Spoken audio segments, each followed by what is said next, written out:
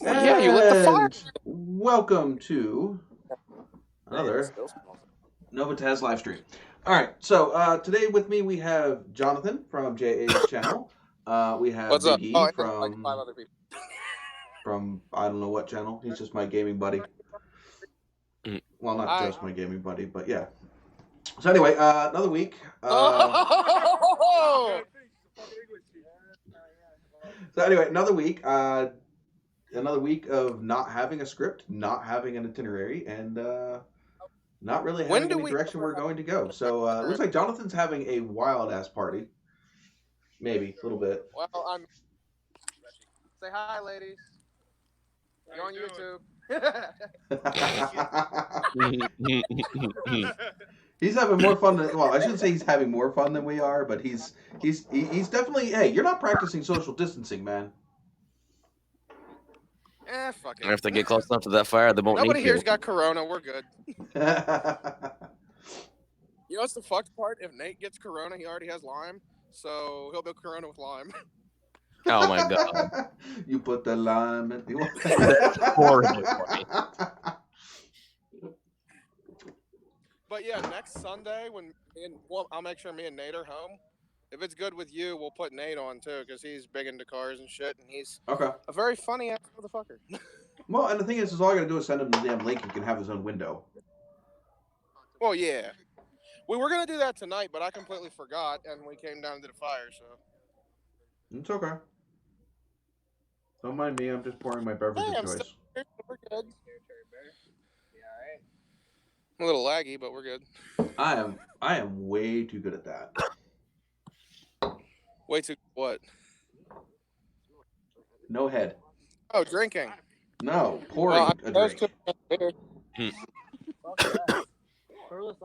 When you can pour a beer with like no head, that's pretty damn good. Right?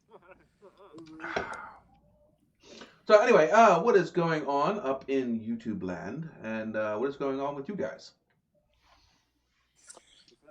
Not much. I found out the wheels that I bought for my car. Well, I didn't buy them yet. I still owe my buddy for them. But the new wheels I got on the car, none of them are balanced. There's no weights on them whatsoever. So I have a vibration over like 58 miles an hour. So and it pulls to the left. Take them to the freaking thing and get them balanced. It's only a couple bucks. Well, that's what I'm doing. I'm doing that Tuesday. I had to make this Don't go over 58. They're doing all four for like $29. So yeah, or you can just stay under the speed limit and not get in trouble. Well, yeah, that's what I've been doing. I've been not fucking speeding. It's a analog speeding control device. Well, hey, if I'm on 68, the speed limit is 70, and I can't even go 70 without. It's better than a freaking. It's better than a bent drive shaft. Here comes the life of the party. Chris, we're sideways. There we go. Well, hello. This is different. Don't even. Holy shit, he's not in a semi. He's still got his headset on, though. Yeah. I don't know if you can hear us. Yeah, we still got the headset in the phone. I can hear you. We can barely hear you, so I don't know if you can turn up your volume control. It's probably all the way up. That's good. We got you now. We got you now. It wasn't close enough to your mouth. That's what I get that all the time. Hey, we can actually do one of those. Don't they have an ASMR of watching people eat food? The fuck? There is. There's actual whole channels of just watching people eat food. You can all watch me polish off my ribs that were delivered for dinner, and then we'll do dessert. Melt. Fuck you, Kenny. Oh my god. This is different. I actually get to see your face, Chris. Very different. I will admit I'm stir crazy. I've been deadlined since. Oh, you're not even allowed to travel? Nah, the company shut me down for a week because of the injury. Oh. Because I spent a whole week on crutches running around, so what do you do? No idea. Oh, we almost had a catastrophe. No, they can hear me fine. Yeah, we almost had a catastrophe here before I started live. The reason I was late, I was actually up here on time to set up everything. And I went to go log into StreamYard and open up Streamlabs. And the window capture wouldn't show up in StreamYard. Streamlabs.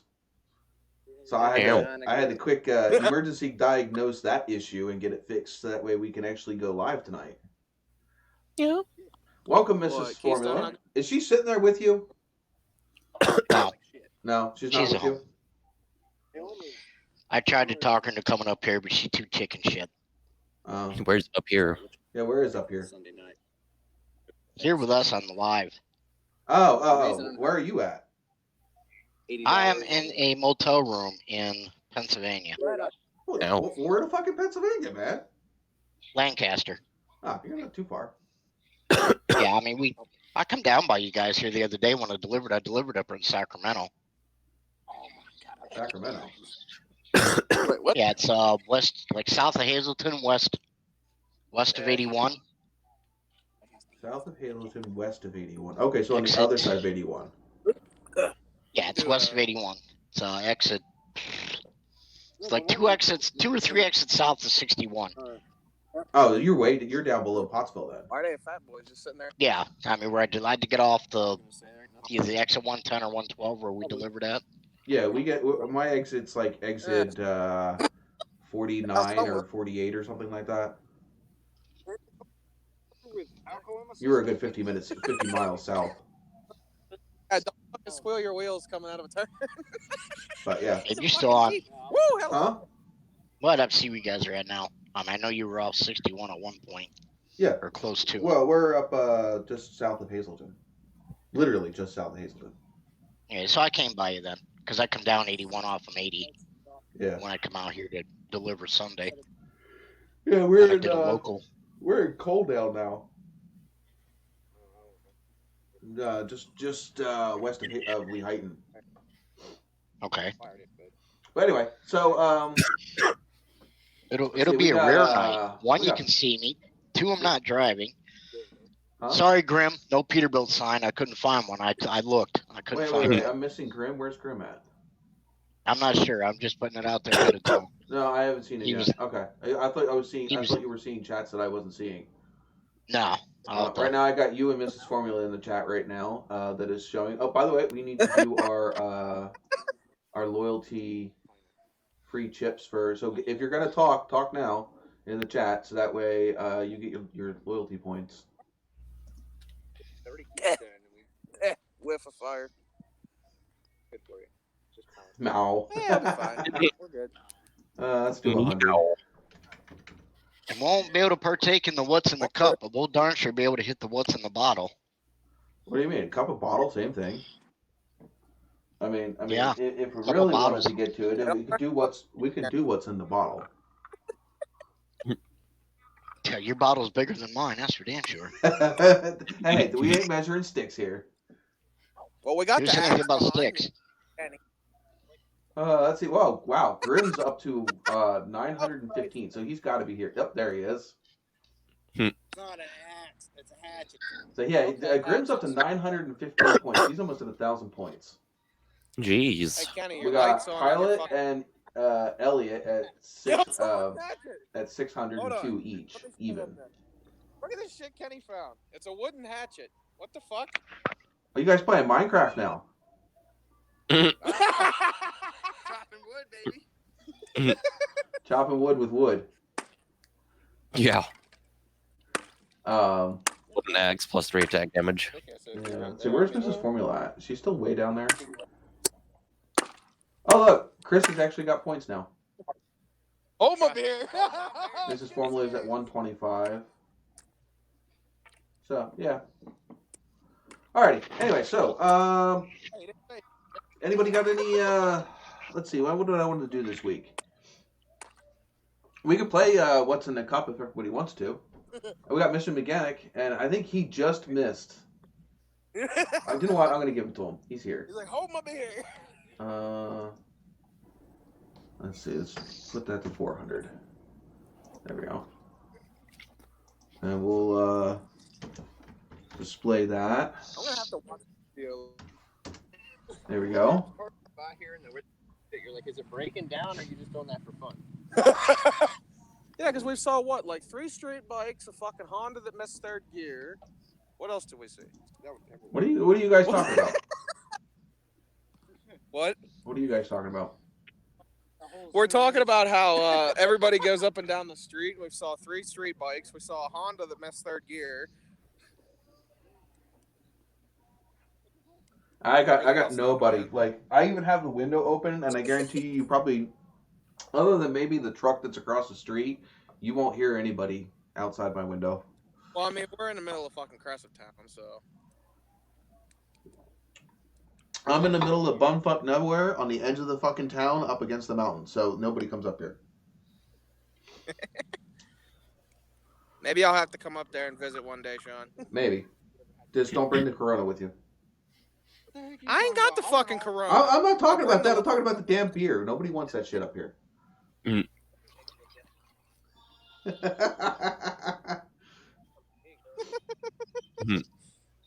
Speaking of country, where the fuck is he?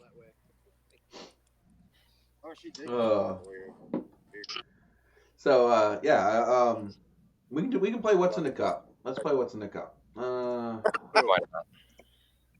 Let's see. We're gonna put this one up here first, and then we'll do. All right, What's in the Cup? Jay, what are you drinking?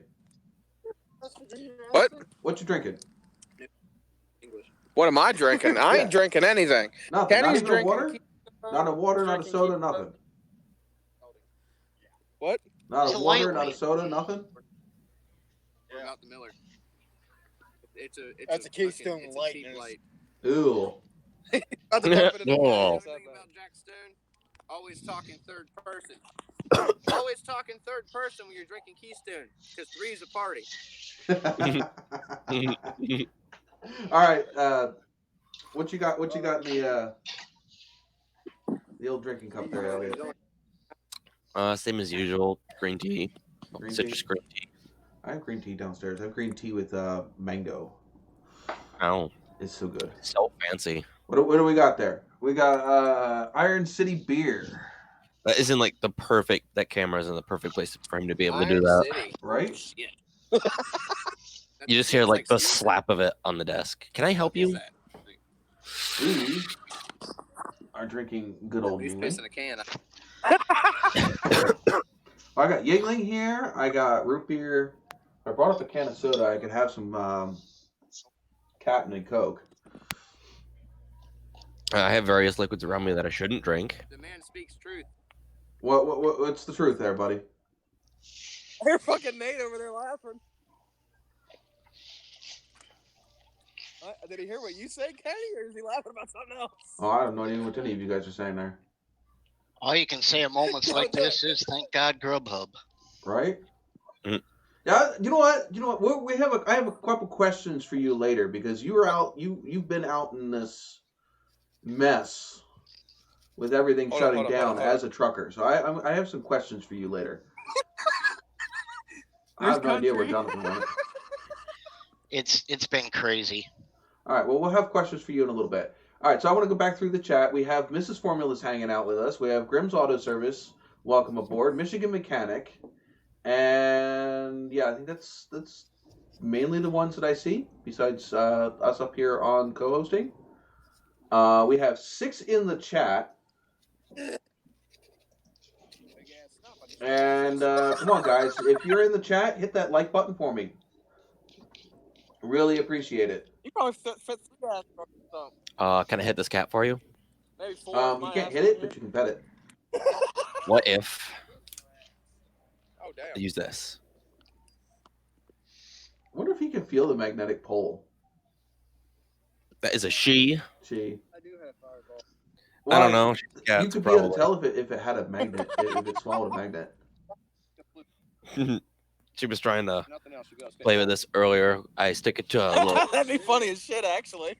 like closet pole You guys should try that. hanger, whatever the hell, I was gonna say metal bar that you put coat hangers on in the closet my computer is in apparently. So what? And she was trying to eat it. I'm like, cat, you're not gonna want to eat that thing. So are you hanging out in the closet? Is that what you're doing? No, it's just where my computer. Who hanging out in the is. closet? No, my computer is in a closet. Adam's out of the closet. What? Oh. Don't beat me with the stick. Ow! Why are you using your claws? Rolling off this log. Man, we are a mess tonight, man. We are a mess. Anyway, so a couple questions here, Chris. If I have your attention. One of the posts that I was seeing on Facebook was people saying that they should close restaurants completely, be that takeout or walking out is not appropriate. One of the things we were thinking of is the other thing they were thinking about closing was rest stops, like Flying J, stuff like that. Already happened. They already closed them. So where are you truckers supposed to be able to get food or to take a shower or or other people that can't go home supposed to be able to take care of themselves? Basically, you're shit out of luck. There's been a few of the truck stop chains that have shut the showers down because of the virus, because they don't want the hassle of trying to decontaminate it if there's any possibility of that. Restaurants in areas that are mandatory shut down. What? Takeout. But what good does it do us? Exactly. Most places you can't park a truck to get in. Like I said, thank God Grubhub. This past 2 weeks. Yeah, so that's one of the things that we were thinking about was, all of the truckers and all of the essential employees that are out still having to fucking work. And, how are you supposed to feed and take care of these people that are away from home, long distance truckers, whatever, or even like the people that, I know that a lot of people around my area went up to New York to help aid the people up in New York for taking, the people that are in healthcare went up to New York to help take care of people up there. They're stuck up there, because now they can't get home. And they're not home, so it's not like they can go home and cook a meal for themselves or go take a shower. The whole country's stupid. Yeah. It's like the hotel I'm staying in now.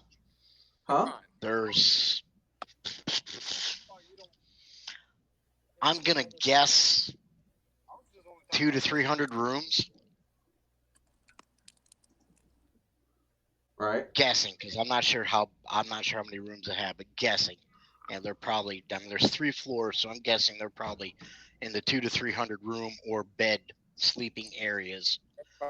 The second floor is shut down entirely. They're using this 3rd floor because they have a dedicated contract with the railroad. And then the 1st floor is for general people. If you're from out of town, anybody that's in town, say something happens, water main break, a fire, any of the other aforementioned shit that can happen to a local community, and the motels are under orders that no local address people can stay in the motel. They're restricted to out-of-town guests only. Well, that's weird. Yeah, and it's like I said, where I'm at, there's maybe 6 people in the whole building, including the employee. I'm like the only one on the 1st floor, and they have the railroad people up top. It's ridiculous. There's truck stops or restaurants that are shut down completely. Your takeout only. Good luck trying to find a place to park in most of them, because most of these places are in strip malls that, 1, you can't get a truck in. 2, if you do get in there, you get hassled by the towing companies. I see too is a lot of them only have drive-through. And yeah, a lot of them are drive-through only, which once again does us no good because we can't fit in the drive-through, and they won't accept walk-up orders if you walk up to the window. Yeah, and the other thing is what about all the people that live in towns that don't have a vehicle? That maybe they can't afford to cook at home or whatever, or they can't cook at home. Or areas with no delivery. Yeah. It's crazy. A mess. It's crazy stupid. Good. All right, so it looks like we're talking cars in the. Well, Mrs. Formula looks like she's drinking. Mrs. Formula's drinking something other than water for a change. Is she finally over her issue?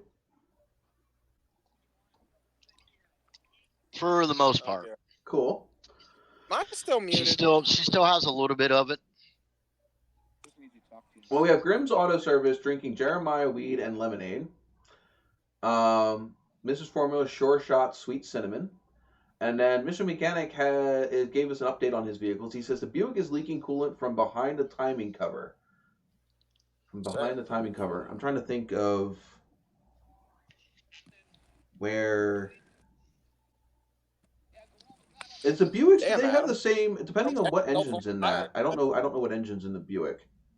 I know, like my Buick, the water pump actually meted up on the front of the timing cover, like the Pontiacs do. Like there is no back to the water pump. The timing cover is the back of the water pump. Oh shit. And then buying buying a Sonoma for only $200. What is it? Rusted out. Surprisingly clean. Almost for $200. How the hell? Clean Rotted rocket panel on the passenger side, rotting out, and has a broke line from the ABS module to the front passenger. Oh. Yeah, it's got some rot issues.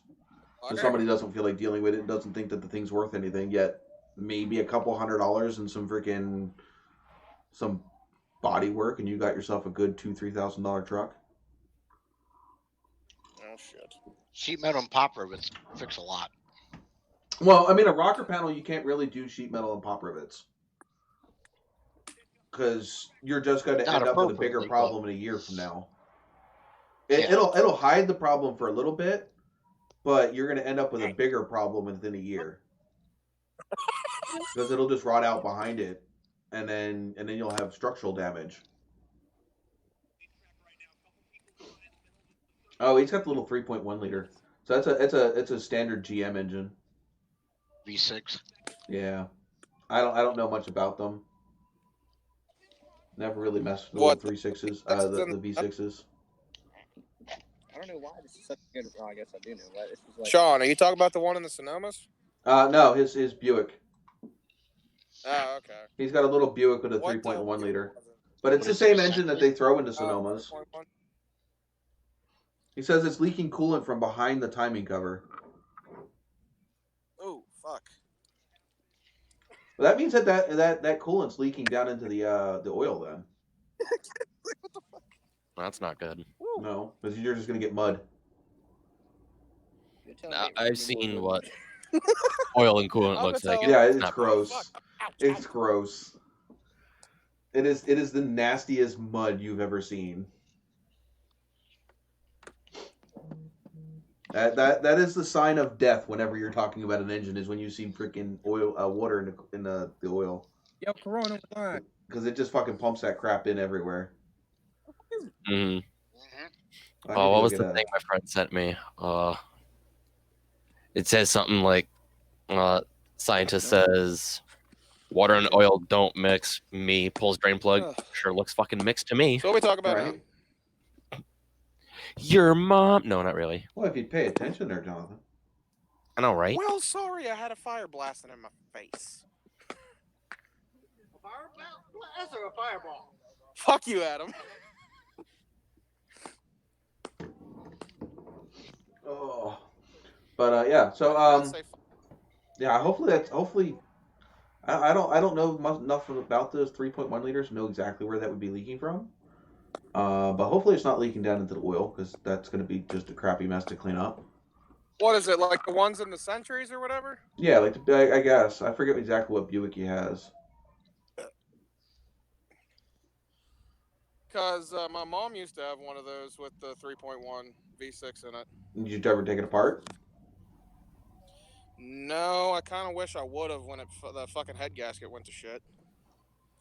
But I wasn't. 146,000 miles, 4.3 liter V6 on the Sonoma, and it is leaking from the timing cover gasket that needs a gasket. Oh, okay. In the Sonoma?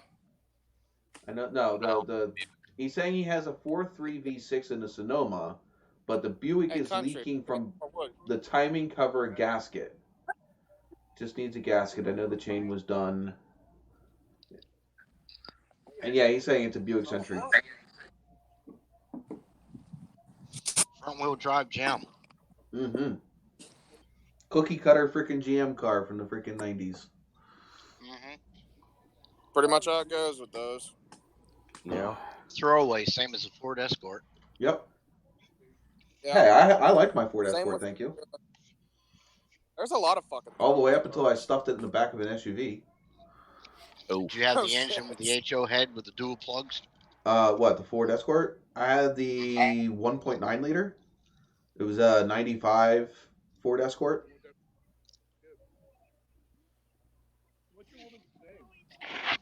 Yeah, me and my dad changed an engine in one of them for a friend of ours one time. I mean, all I know, I'll go get it. He went and got everything. I mean, it was a complete clusterfuck because he didn't know nothing about cars. All right. But he ended up with the dual plug head, and he's like, well, "What's wrong with this? What's that for?" They're closing borders at midnight. So I couldn't resist. I said, "Well, that's for over excessive drivers who don't know when to shut their pie hole. You stick a tube in your ass while you're talking, and give the engine extra power."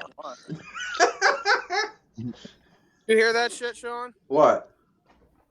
They're closing the West Virginia borders at midnight tonight. Whatever. Well. Nobody wants to go there anyway.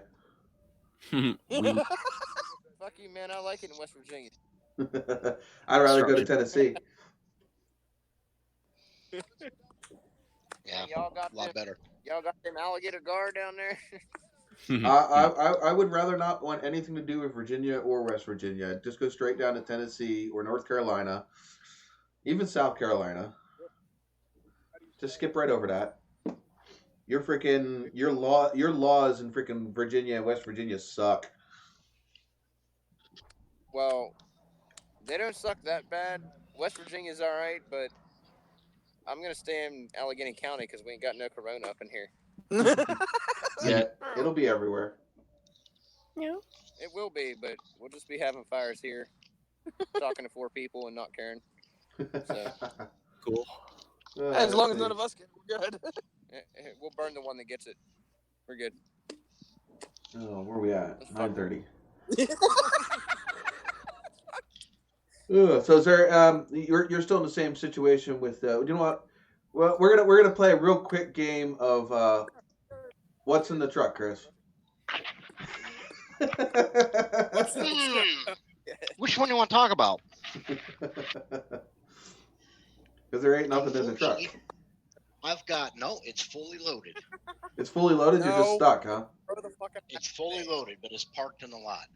I got a full load of very imperative sailboat fuel on that I'm not allowed to go deliver. Well, I guess that sucks for anybody trying to escape the freaking coronavirus and escape out to the sea. Not and say we did. Well, at least it's nothing perishable.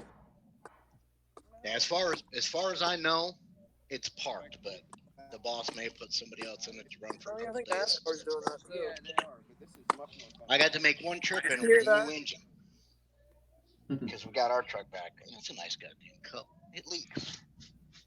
Can't even blame it on beer because it was lemonade.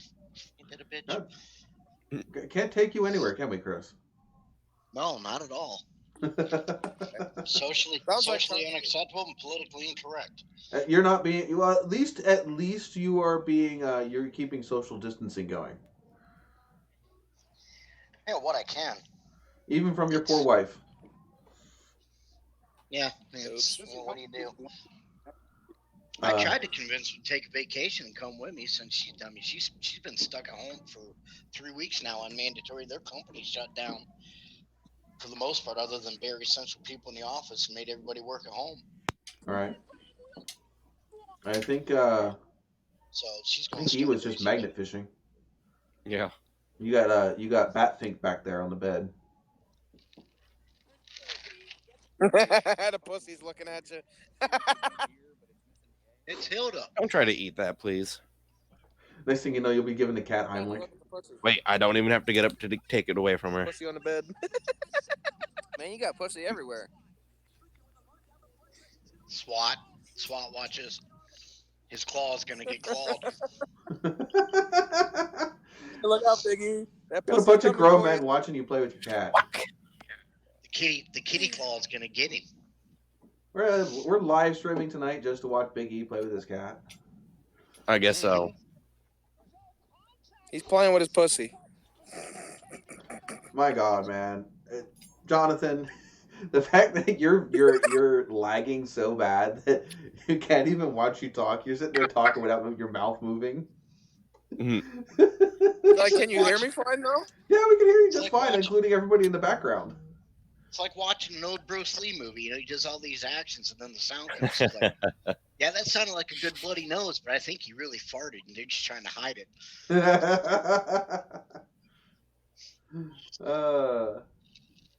Let's see. Grim says he's got a cheap. actual Wi-Fi that works. Well, whenever you decide to get home. Um, Grim says, I got a cheap Chevy Impala for a loaner car, and he had to do head gaskets and a timing cover gasket, brake lines. It's a money pit. Yeah, that sounds like a typical Chevy from the 90s. Oh, even early 2000s. I mean, the Impalas had a really bad problem of the water running right down in the corner of the windshield on the passenger side, running right down into the heater box and onto the freaking floorboards on the passenger side. That happened to my friend's Impala, actually. Yeah, they came out with a special plastic piece that's supposed to divert the water away from that area that you're supposed to put at the bottom of the A pillar. Yeah. Yeah, it's like a $7 part. That, geez, they should have just fucking engineered that when they built the damn car. Yeah. Oh, there was one guy, I think, like one guy in particular, who saw that there was water in the engine bay of his Corvette, his C8 Corvette. Already? Ouch. I mean, it's the car. Not like the car's not designed to, be unusable if water gets in there. It's an engine bay. They waterproof everything. Right, but I was saying, like, was it an issue to where something failed that the water got there, or is it designed to be there? No, the guy just thought it was a problem, and apparently everyone's like, "Oh, it's broken" or something like that. I don't remember exactly. Pete is grounded. Oh, we got the Outlaw SS in here. My God, have you seen his freaking his live stream setup? It's freaking insane. Nope. Yeah, I think he's got like freaking several grand into his computer alone. He's got a 3-monitor setup. He's got a boom mic. I don't know, a bunch of crap. Hey, Sean. What's up? This is Country, the guy I was telling you about that we're going to bring on the live stream whenever me and him are both fucking home. All right. Just let me know.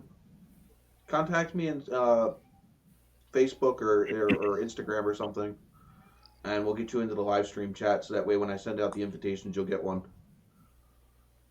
Oh, yeah, brother. Nice to meet you guys. Ah, your voice is a lot deeper than I was expecting. Yeah, that's what happens when you're Italian Sicilian and your dad's fucking huge, too. Right? I'm just Irish, so I drink. I don't even know what I'm drinking right now. That's not what I want to drink. Yeah. Yeah, I have a 1968 SS Camaro with a 396 big block, bored out to a 427. L88 1968 heads. Damn. Never touched. Pushing about, she's got stud girdles and she's pushing 750 lift. About 861 horse right now. Yeah, I've got this car you see back behind me. And then I have 2 Novas.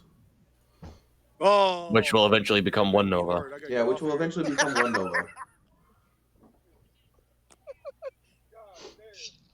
I'm not even going to talk about my garage. It'll take a half freaking hour. Oh my God, you have more projects than you can think of. You don't even know what to do with yourself tonight, Chris. You're so busy. You're so used to driving while talking. You're like, I don't know what to do. I've been doing this for the last 3 days. You just need to get yourself like a toilet bowl seat and just pretend like you're driving. That might work. I thought about that. I could go to the car and get the steering wheel. Hey. At least I'd have that in front of me. Exactly, right? Kenny had an idea for you. Get like a fucking steering wheel from like a PlayStation or something. Yeah, ow! Oh my God, you just got launched. You feeling him? Damn cat. I see. Outlaw says that he's grounded for 2 to 6 weeks. 6,400 wrapped up. Okay, he has 6,400 wrapped up into his live stream setup. Good Lord. Dude, that's like freaking 6,200 more than I have wrapped up into mine. My computer setup, which is actually sitting right here, we figured out just over $800 into it. Yeah. So it's also my I got live more stream. mine It's also my editing rig. You should have heard what Kenny said. Kenny was like, I stuck $800 into a tune, and that's about it. Yeah, I think his one graphics card was more than my whole computer. Oh, probably. God damn. He Okay. said I don't know where this Adam is Chris saying under mandatory run and gun Dell food, went. but company out me out. Okay, that's did you say you're out because of the crutch? Yeah, it's supposed to be I'll good. be right back. I'm gonna throw some. Yeah, we're under mandatory bye-bye. run orders delivering food. I mean, they've took our hours of service and shut them down. Right. You know, we run as hard and as fast as you can get it there and reload and keep moving. Right. Actually, there's some of these trees left.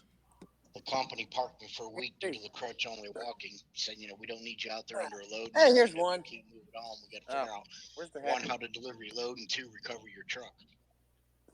Chris, put your mic back up in your mouth again. Breaking that. They parked me. Wait, Yeah, it's hard to hear you when you don't have that. That mic is really does not pick shit up anywhere.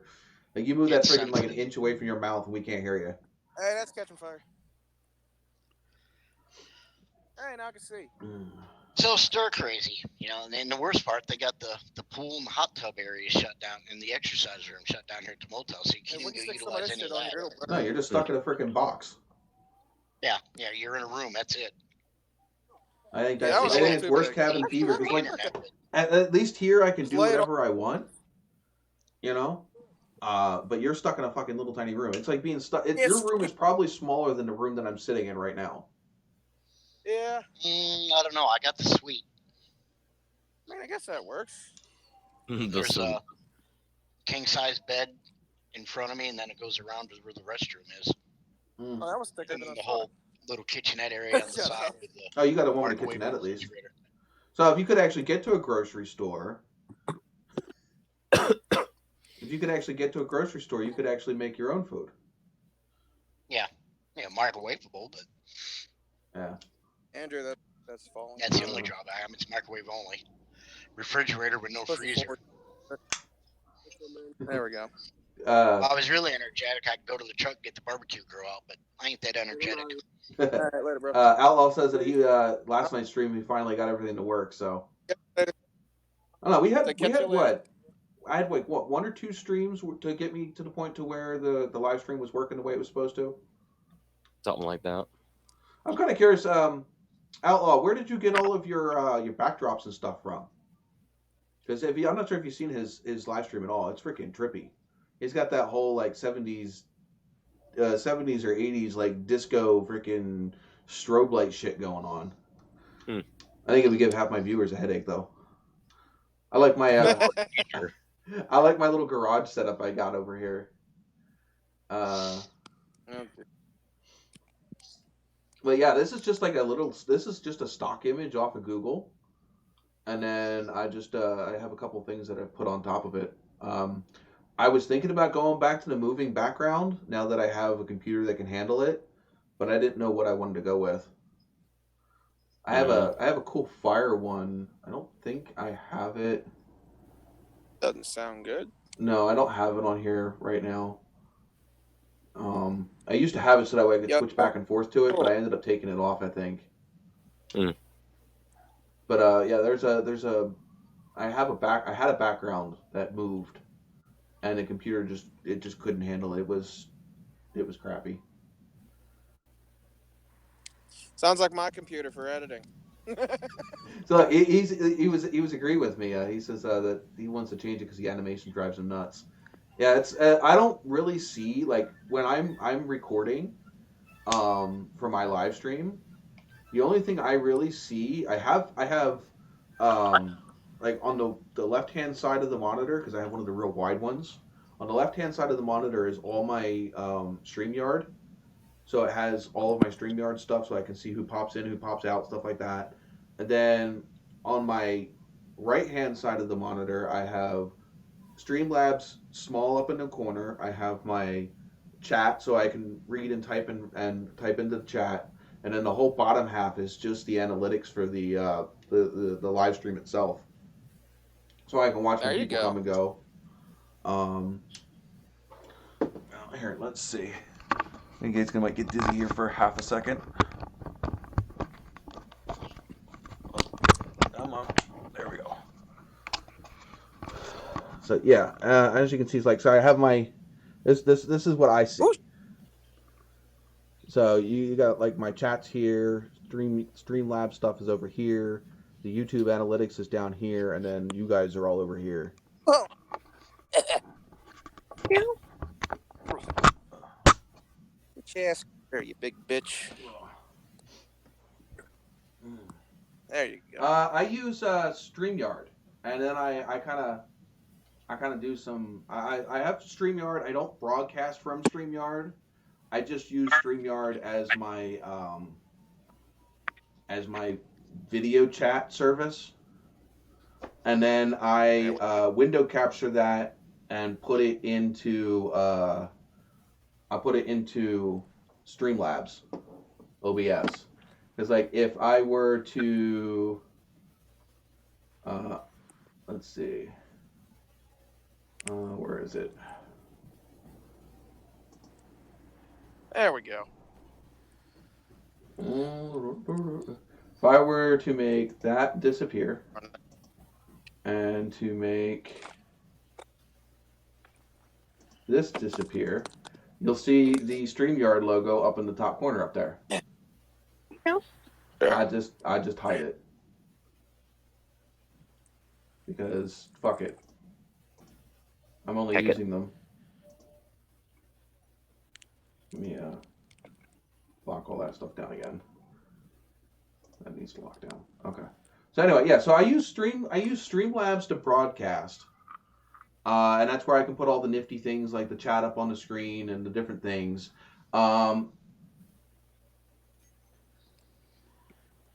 Why did Wicked Fabs delete all the stream of Outlaw stuff? Couldn't tell you. And got hit.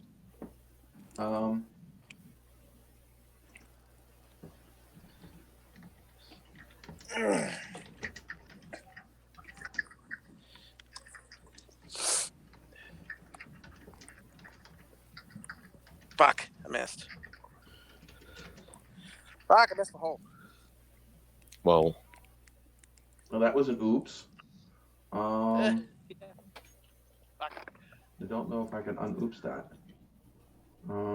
Huh? Okay, there we go.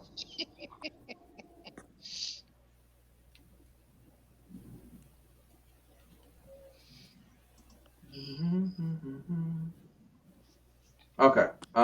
Sorry about that, Outlaw. Welcome back, Wicked Fabs. How you doing, Joe? Hopefully we didn't. Hopefully he didn't run away, because that was definitely not meant to. It was an accident. Oh, aliens. Aliens, what? Fingerola bit his fingers. Oh, Yeah, he don't have the Corolla. He's got the finger roller. It's okay, Joe. You bring up here like this It's undoable. But anyway, like I said, I use Streamlabs to broadcast. I use StreamYard to do the video chat and to control that stuff.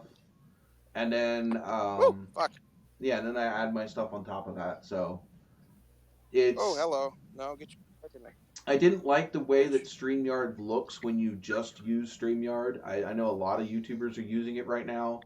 I just don't like it's too plain.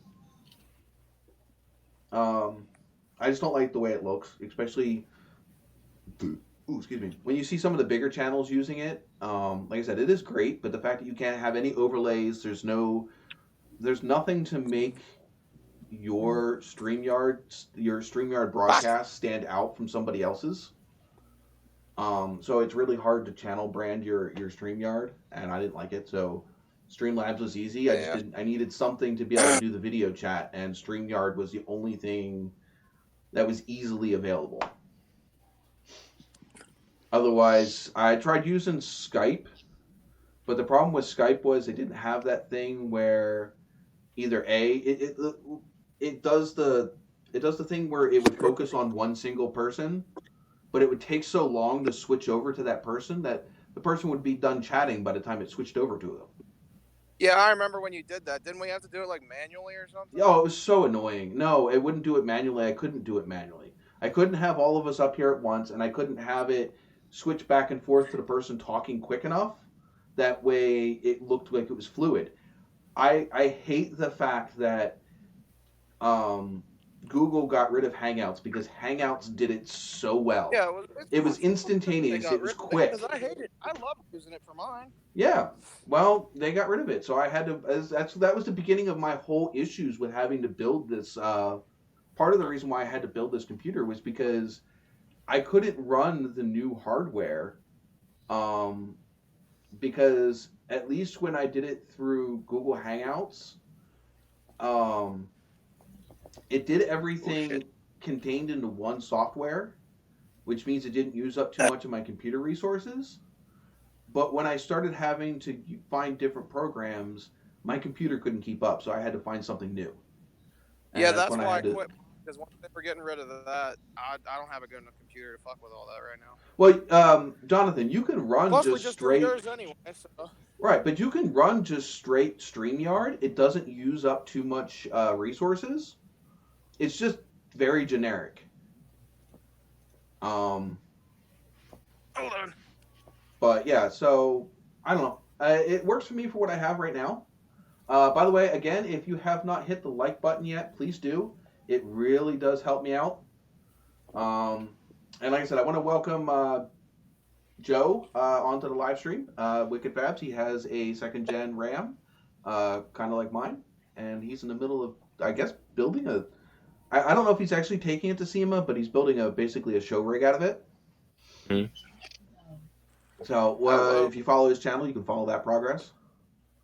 I don't know, Jonathan, if you have anybody down your area that's into the 2nd gen RAMs or trucks in general. Possibly. You mean like that has one or just likes them? Huh? You mean that has them or just somebody that would enjoy a channel that's based on hunting and trucks? Possibly. Well, send them Wicked Fabs way. That's Wicked Fabs with a Z, not an S.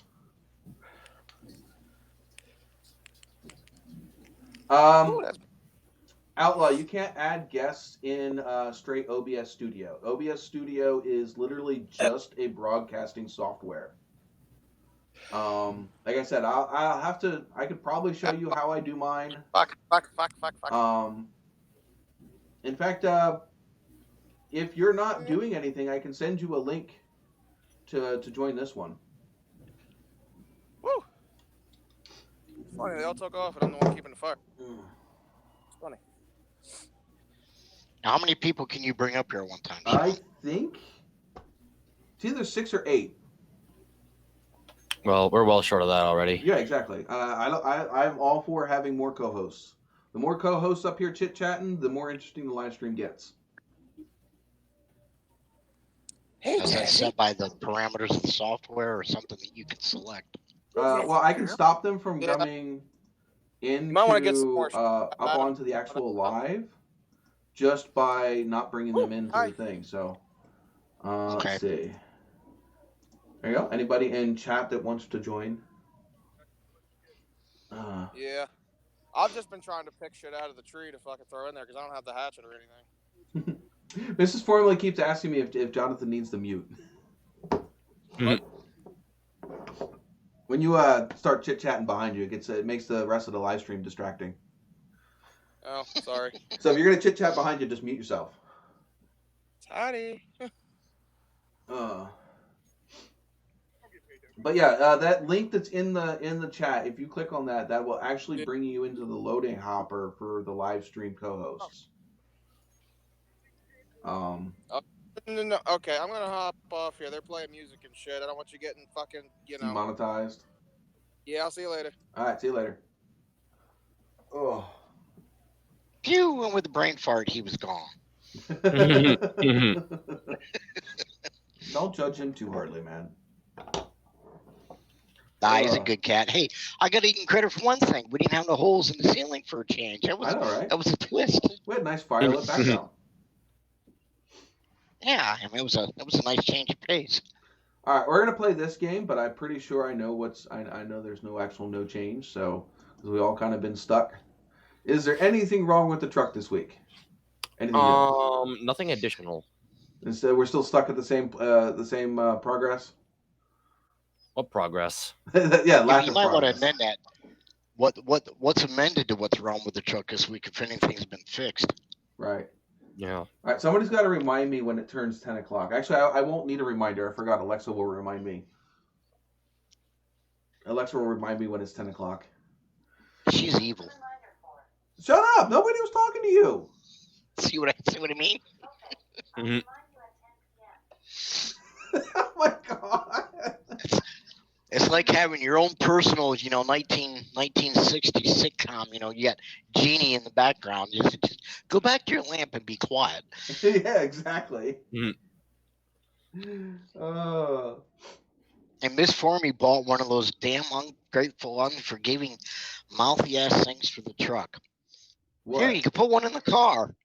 And Alexa. Oh, why would you need one in the car? Ask her. She bought one for me to carry in the truck. Mm-hmm. As if I don't get enough arguments at the house with the damn thing. All right, Michigan. Need to get with me on Facebook so I can add you to the group if you want to start joining the live streams on camera. Anyway, yeah. Did we ever figure out what was wrong with your truck there, Chris? The big rig. Blow the head gasket. Oof. You little. Is what they're not for certain why. I mean, the truck only brand new engine had 140,000 miles on it. Your right foot wouldn't have been anything to do with that.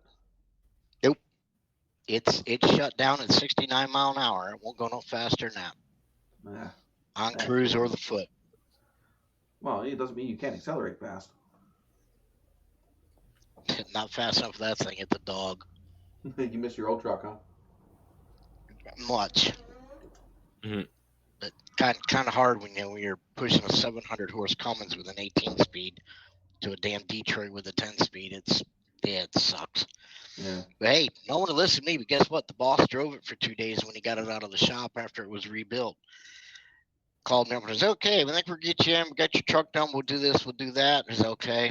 I said, "Man, this thing is a dog. I tried to tell you it wouldn't climb a hill out of its own way, let alone get on flat ground, but you wouldn't listen to me." I said, "Well, this thing sucks." I said, "Yeah." I said, I think that little car you bought your wife would probably outrun it. No, Michigan, 69 is not good enough when you're running states where your legal speed limit is 75 and 80 mile an hour. You're getting run over by everybody. Biggie, did you buy your cat in Japan? No, I did not. Because you're getting kamikazed. I guess. It's just got a flyby. One second there's a cat, and the next second it's on the back of his head, and the next second the cat's gone. Oh my god. That's funny. I keep telling myself I'm going to get like a Nerf gun to... What's your problem? He got into your freaking stash of Coke. What stash? No, Exactly. she ate it. No, I have a stash left. She ate it. It was cleverly disguised as aspartame, a little, powdered painkiller, but yeah. Oh. I'm kind of worried. Why? Because she's probably actually going to pounce on the back of my goddamn head. She just about did a second ago. You're being stalked. You want to live, right? Your roommate slipped her some tainted catnip while you were at work. Yeah.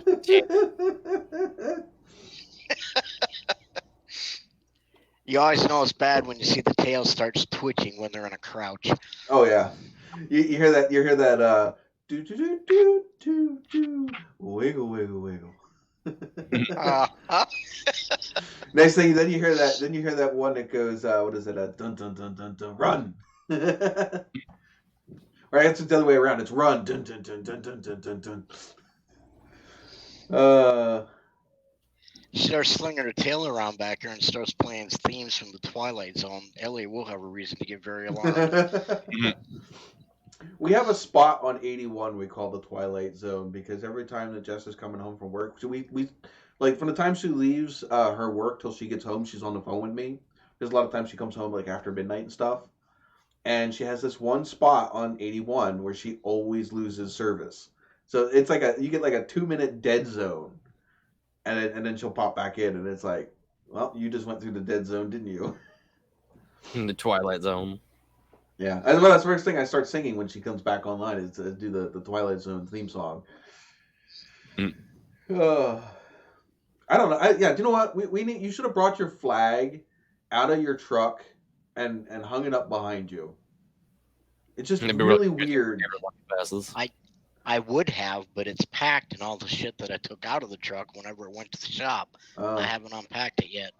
Yeah, it's funny because this is not mounted to any wall.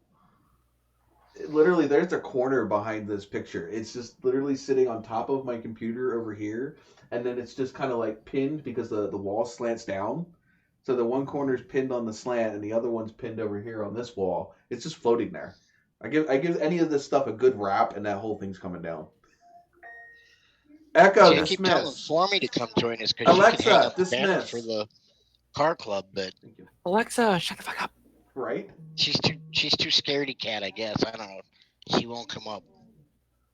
All right, hold on. We gotta give some loyalty points away here. Oh geez. Yay! So how much should we give away? All right, you know what? Here we go. I got it. If one of you guys can guess my favorite beer in the chat. Yeah. Why? If one of you guys can guess my favorite beer in chat, and it can't be any of you guys up here co-hosting. And Mrs. Foreman, well, I guess Mrs. Foreman has to count. There's not many people in there. If one of you guys can guess my favorite beer in chat, I will give away 150. If none of you guys get it, I'll give away 50. So that's how we'll do this. Plus, that also makes sure that Streamlabs know that you're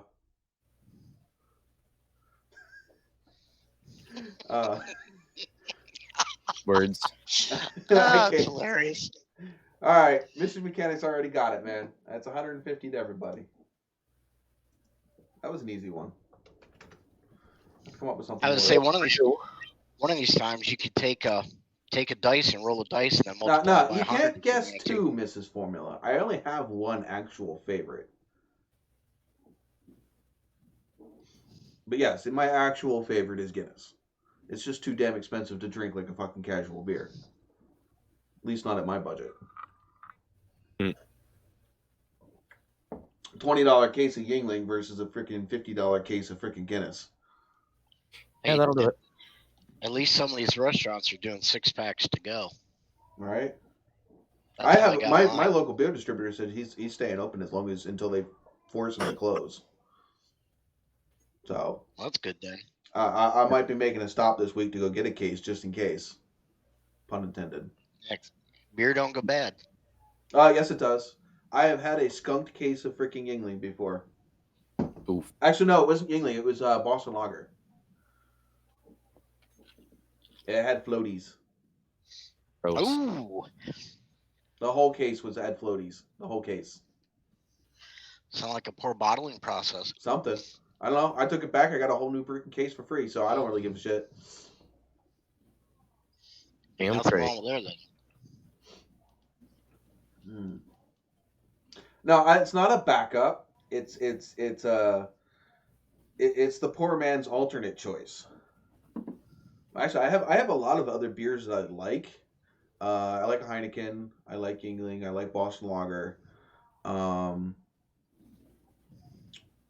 Basically, if it's a lager, a lot of the lagers I like. I just don't like a light beer. Heineken's probably one of the only light colored beers that I like. Did you guys all freeze? Nope, never mind. There's a cat. You guys just all stopped moving. You guys were both like perfectly still for like a good 5 seconds. I thought I froze, and then I saw the cat run through the screen. I'm like, nope, never mind. It's like when it's like, you remember that challenge they had a while back where they had everybody freeze in one position, mannequin challenge or whatever. Yeah, but it would be like somebody having the mannequin challenge and then a dog run through the scene. Mm-hmm. That would be like what that's back like that would. Yeah, I'm starting to be Porky Pig. Oh, so YouTube. Since we're on YouTube, well, Biggie, do you watch YouTube channels, automotive YouTube channels? Yeah. Okay, and Chris, do you watch automotive YouTube channels or no? Yes, Okay, a few. we'll go with the week. last 2 weeks. The last 2 weeks. Any channels doing anything interesting that you would like to noteworthy on the live stream, and so we have something else to talk about.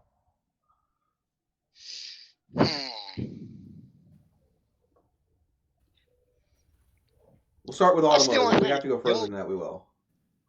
Not really automotive, but the only thing I would say is kind of interesting is some of the developments they're doing with Cletus's channel and their new playground that they have. Well, that's an automotive channel. Yeah, Cletus is definitely an automotive channel. Oh yeah, yeah, sure.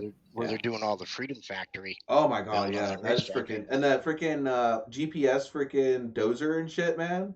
Just fucking plug in the coordinates and the freaking blade freaking adjusts itself so you have a perfectly whatever grade you were going for without even having to freaking like, you know, you don't have to guess. There's no guessing. You just plug it in and it does it.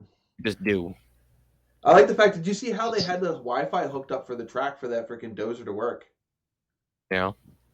They had the freaking Lamborghini hooked up to a Wi-Fi pole. That's funny. They were using the GPS, the GPS and Wi-Fi from the Lamborghini to freaking power the Wi-Fi, the GPS locator Wi-Fi thingy in the dozer. So they were using a $250,000 freaking supercar to get a wireless connection for the dozer. That's absolutely fucking ingenious. Yeah. You know what movie theme song you need playing in Elliot's video, don't you, John? I can think of a few, but which one are you talking about? Jaws. Oh yeah, yeah, right. No, Claws. Especially the way he's running around behind the pillow there and sneaks up on him. Or what is that? Land sharks or Sharknado? It's a Catnado. Yeah. Well, I just happen to have some cat repellent right here. Well, I thought you were gonna get out your assault rifle. I'm not shooting salt at the cow. What kind of asshole do you think I am? I'm not gonna hurt her.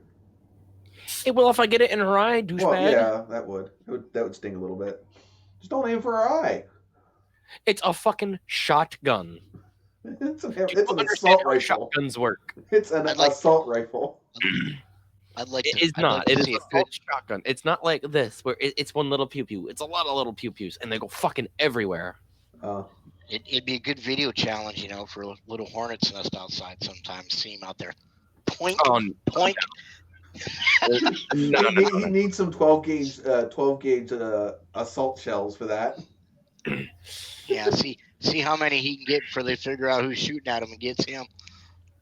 Oh my god. Or whoever would do it. If they can figure it out.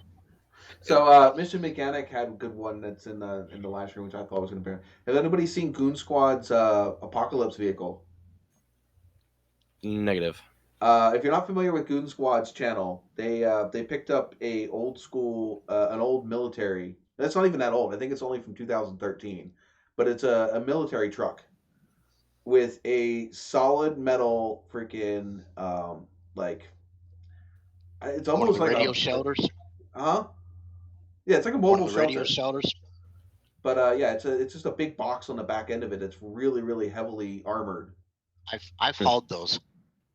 And they would make a badass camper. Well, that's what they did to it. That's what they're doing. They turned it into a camper. It's doing an RV. Yeah, they're. So they made just a standard RV bed with a drop down table, like the dinette bed conversion. They have a cabinet in there for a sink and a stove, and they have a mini fridge in there. The whole top of it they layered with solar panels, so they have electricity anywhere they go. And the first thing they did was fix it because it wasn't running quite right.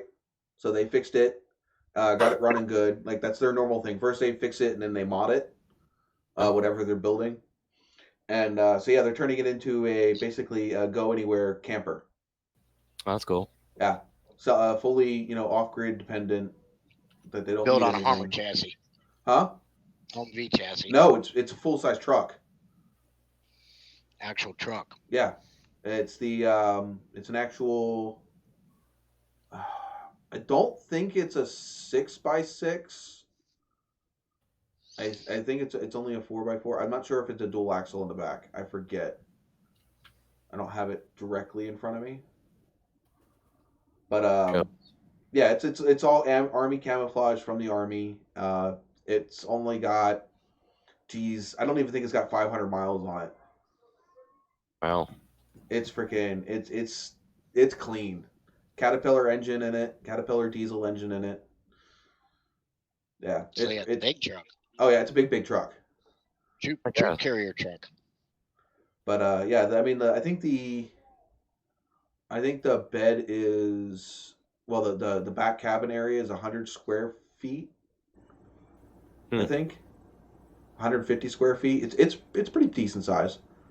Maybe a little bit smaller than a regular camper. And if you wanted the ultimate recovery or race rig, we used to haul like the Humvees when I was flatbedding, and they got one they build that's basically, it's roll up sides. Yeah. And you got a huge toolbox in one spot. Another spot is your air compressor with reels in the ceiling. It's got onboard welding, acetylene torches, air compressor. You need to jump something, it's got a generator built on it. You just grab the reel, pull the cables out, hook up the cables, jump whatever you want to jump, and everything is built. The whole way around the thing is roll up side doors. You just roll it up. The whole back was a toolbox. That's fucking wicked. With the form cut. You pull a drawer out. Okay, you imagine? Yeah, there's wire cutters, there's strippers. I mean, everything was form cut. Can you imagine running set? Can you imagine running like what Hammer Down Motorsports? That's what he does for a living. He does the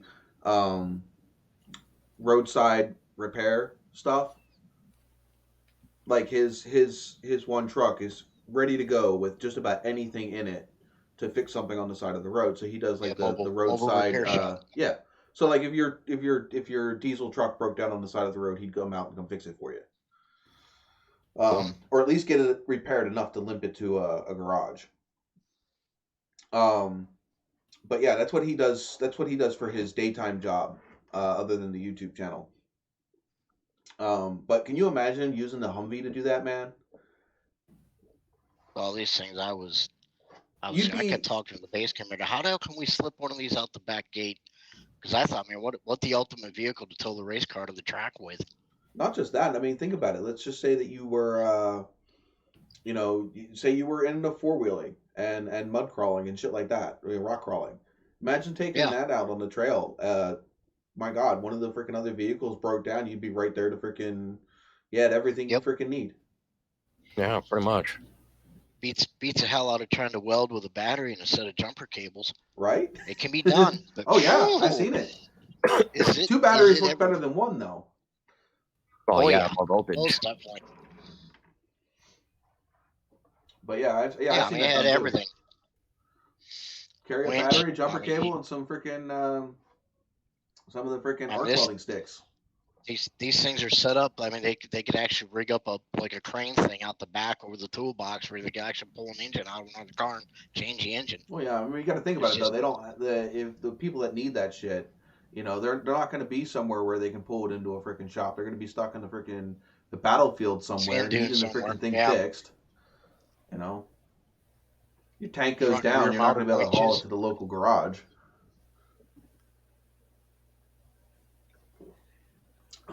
Yeah, it was quick. Hauled a lot of those. I always thought it would be pretty cool to be a mechanic for like the Army or Navy or whatever. I always thought that would have been freaking something interesting to do, but I don't think I could have gone through. I don't like authority that much that I would have a hell of a time in boot camp. No. I would be the one always having to do the fucking extra push-ups and the freaking, all that shit. Potatoes. because I'm not very good. I'm a smart ass, and I'm not very good with authority. I'll do what you ask, but I might have a smart thing to say before I go do it, which will get my ass in trouble. Most likely. All right, so Biggie, what do you got? For what? The whole topic we were talking about. Well, I'm sorry. What topic were we talking about? Interesting things you've seen on YouTube, preferably automotive. Channel I'm subscribed to called Chris Fix. He put up a video of him pretty much restoring a Trailblazer. Yeah, that cheap one he pulled. I think I seen the beginning one of that. He was talking about it, and he pulled it into the shot with the truck wench from his other build. Yeah. Yeah, I saw the beginning of that. Like a cheap. What do you say? Like, say somebody less than $500, you can pick one of these just about anywhere. Yeah. And, actually, it was listed for $1,000, but he went under it and he saw what was wrong with it. It's like, I'll give you $500, and the dude agreed. Yeah. I mean, that's how you do a lot of things. He got it like mechanically sound. A lot of my stepfathers, when my mom was with my stepfather, a lot of his vehicles he bought that way. God damn it, Cat! Yoink! You need a cat guard behind you. Just a. Fuck you. You just and now she's gonna play with it. I'm gonna go get it. You know what he really needs to do? He needs a batting He needs to go get a little kitty cape and put it around her neck one night, so that when he does the thing, that that little toss, he'll fly like Superman, kind of float in the air. She can. Oh, that's hilarious. She can fly like a bird and sting like a bee. There you go. There you go. There you go. Oh. There, she can't get in here if I close the fucking door. And then make it bright pink or something, so it really flashes and contrast with the white wall behind you. It'd be awesome. We'll have to leave it up. We'll leave it up, people in the chat. They can make a donation to get the kitty a cape so she can fly straight. There you go, guys. Mm-hmm. A little SC. Super SC or SK. Super Kitty or Super Cat, whichever you want to put. Well, it's super. It'd be a SL. And that way, whenever she looks in the mirror, it'll read LS. But for Super Lucy. Yeah, that's what she needs. Or she could be the LG. Loosey Goosey. LG. We should take the dog to PetSmart, and they had that thing going on with Brett Michaels, where you get the doggy, the doggy spa, and she come out with a bandana, the poison on it. There you go. Yeah.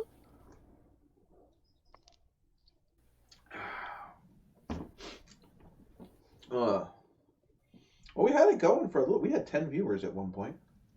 Sweet Jesus. That was right around 10 o'clock. I don't know what we did wrong, man, but we lost everybody. Sure, it happens. Jonathan bailed. Well, yeah. That'll do it. Not that he was party. Last week was actually one of my worst live streams. We only had like 600 and some minutes watched, and normally I run around 13. So, I don't know. I actually thought last week was one of our better ones. I don't know. Chris would have to let me know because he watched the whole damn thing apparently. It was a good show. It was a good show. There's nobody here to watch it. Kept us going to get where we had to be. I don't know. I enjoy doing them, and honestly, it's mainly just to amuse anybody who's actually chilling here, hanging. Anybody that watches it afterwards, I am, very grateful that you guys watch it. What we need to do is, I keep telling everybody, we need to get new, fresh people in here in the chat to come hang out with us. That's actually the biggest thing that we can do is the more people we can get in here, the more fun we can have. Yeah, I put a couple shares out tonight whenever you went live, but the one said that he was in the chat, but I haven't seen him since. I don't know if he's just sitting there watching the show or. Hey, you know what? You can sit there and watch the show. It's actually to talk. Yeah, to me, it's more entertaining to freaking chit chat than it is to just sit there and watch. But I know a lot of people will watch while they're in the middle of doing something, like Grim always tells us he does. Grim is normally working on his vehicles. He's always working in the shop. Yeah, he's normally busy in the shop while he's listening to us, which is awesome. You know, I have no problems with that. But yeah, I mean, honestly, I enjoy Ah, live streams more when people communicate back and forth because it gives us different points of view. If I stop playing with the stupid beer cap, um, gives us more points of view, different topics and different stuff to talk about. There's only so much three people can come up with new every week. Yeah. Oh. of automotive interest. Well, I don't really give a shit if it stays automotive. I mean, most of the stuff is automotive. It does suck I today I got one because if I can find it. um, I went to go live today and it immediately kicked it live before I could click on the low latency. Mm-hmm. So chat is going to be a little bit more laggy today than it has been.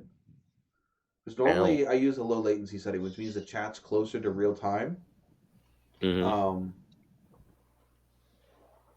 uh, Of automotive interest, how about the redneck engineering blower that I sent you guys earlier in the oh my god, chat? that shit Throw was that up there and hilarious. get people's comments. That's I funny. found Lucy. I would absolutely love someone to actually do that to a vehicle on a dyno just to see if there's any I can't even slim see her because it's so dark. anything at all.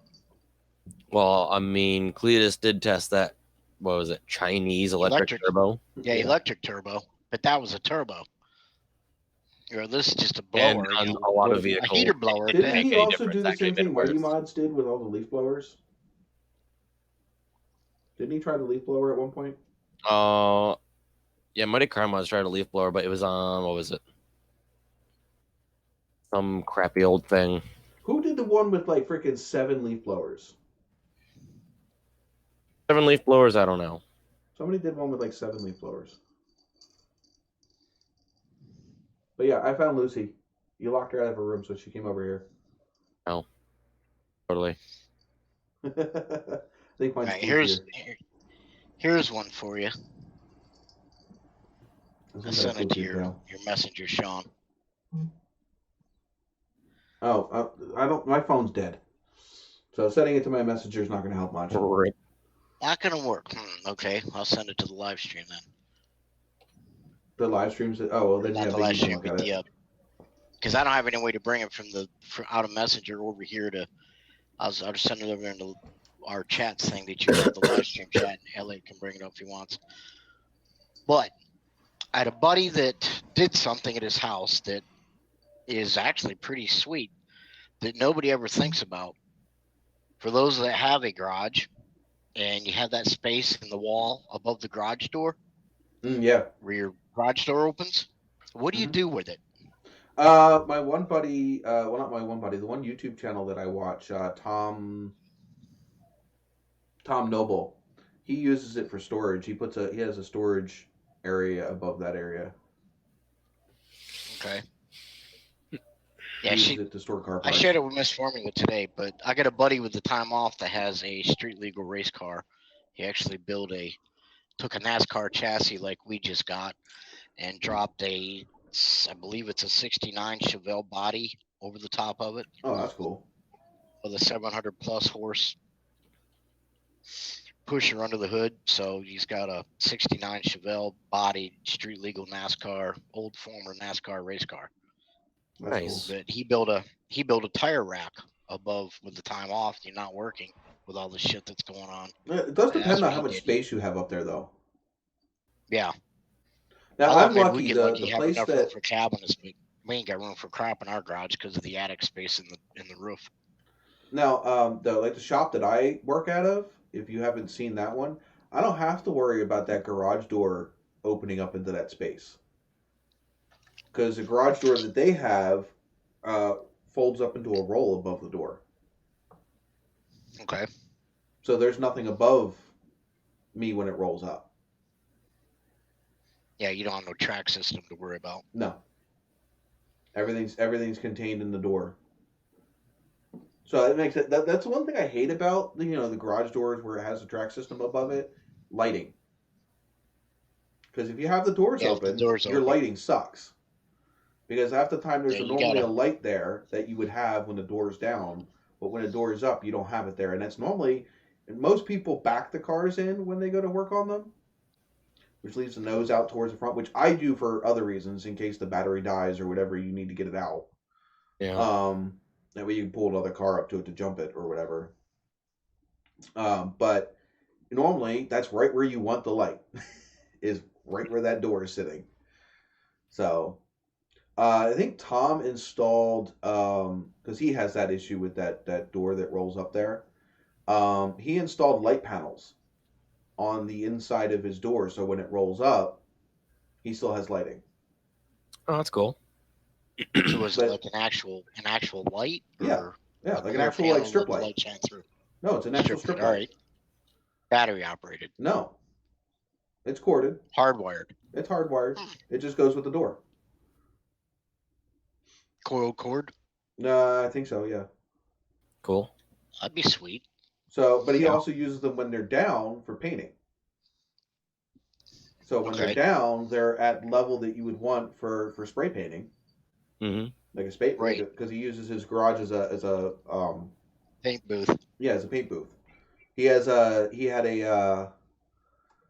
wooden form that would sit at the very bottom of the door. So that Mm-hmm. way, when the door was down, it would rest on top of this form that he would have several box fans in. And he would have it so that way it would, it would be basically a makeshift paint booth. Yeah, Michigan. I know that when we look to move, I know that one of Jess's things that she's going to look for is a garage that I can actually have on the property. So hopefully, when we buy a house, it'll have a garage on the property. Yeah, then you won't have to drive however far to. Right now, it's 25 minutes to my shop. Not horrible. It's not horrible. Is that the closest you've been yet? By another 5 minutes, yes. Oh, 5 minutes. We're 5 minutes. I'm 5 minutes closer to the shop. That 5 minutes can mean a lot, though. Well, the what it does happen though is the fact that my job moved closer to home. Mm-hmm. So I can actually be to the shop in a half hour from where I work. Is it still 25 minutes from the house? Yeah. So you're about the same, work or house, it's the same Yeah. thing. So yeah, in fact, actually, it's 25 minutes from my house to work. It's 30 minutes from my work to the shop, and it's 25 minutes from my house to the shop. So it's just a big triangle. Because the shop's in Lehighton. Now, are you limited whenever you can go out? Well, you the thing pretty is much that go it's when not you want. technically my shop. Right. So I'm also limited to if somebody else is using the shop on the day that I need it. Because like right now, none of my vehicles are in the shop. The truck's out in the truck and Trans Am are out in the yard, and my What a Novas crying are shame. at a different property. The last one. Oh no. But like I haven't been up to the shop because we were moving and all that fun stuff. I still have the last video to edit for the transmission for the truck. So spoiler alert, the truck runs and drives for anybody that hasn't seen any videos recently. Cool. Well, I lie. The last video that somebody's seen, the truck still didn't work. No. No. But there is going to be only, well, depending on how long it takes me to do it, 1 or 2 videos, depending on how I split it up, left. And so I have 1 to 2 videos left for the truck. The only thing I have left to do with the truck is the same thing I've been saying I had to do, is just replace that one transcooler line. Mm-hmm. I just haven't gone up and taken it out and taken it to the freaking hose shop, and now the hose shop isn't open, so there's no point in going up there to go take it out. Yeah.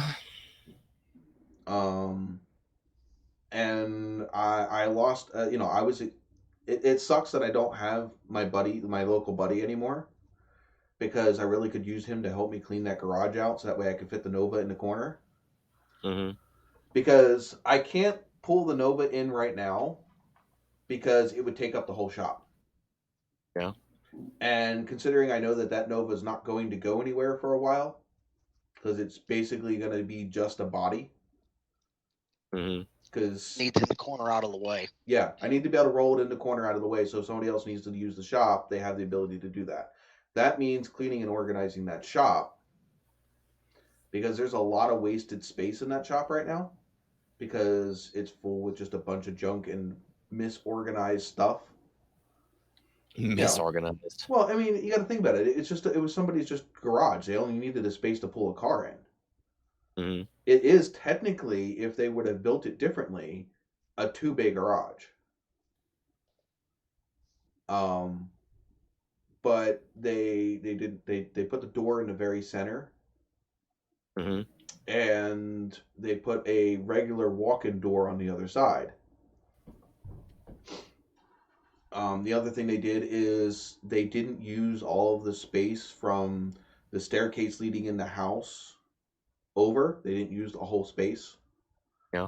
So, like, they could have had another 4 feet of space. Mm-hmm. And they chose to use that 4 feet of space for, I guess, storage and walking. So it's weird. It's you'd have to see how it's laid out, but there's enough room there that if I took the front subframe off the Nova, I could slide that over out of the way when I'm not working on it. Mm-hmm. So, yeah, and I agree with what Mechanic said. You know, doesn't care how big the house is. He just wants a. I don't even give a shit if it's heated in central air. I just need a place to work.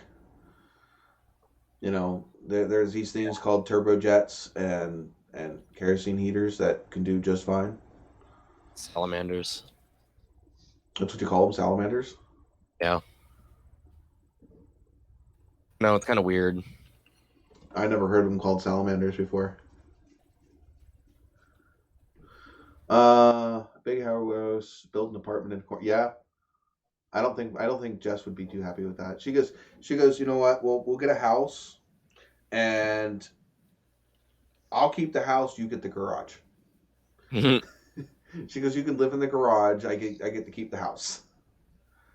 Rip. Hey, if the garage is big enough, I don't give a shit. You just build one of those freaking lofts up in a, you know, if it's tall enough, you build a loft up in the corner. You have your workstations underneath the loft, and then you have your freaking what Steve calls it, a mezzanine. You have your office and your freaking lounge area above where you have the tools. If I get enough land, though, it'd be nice to build something. Yeah.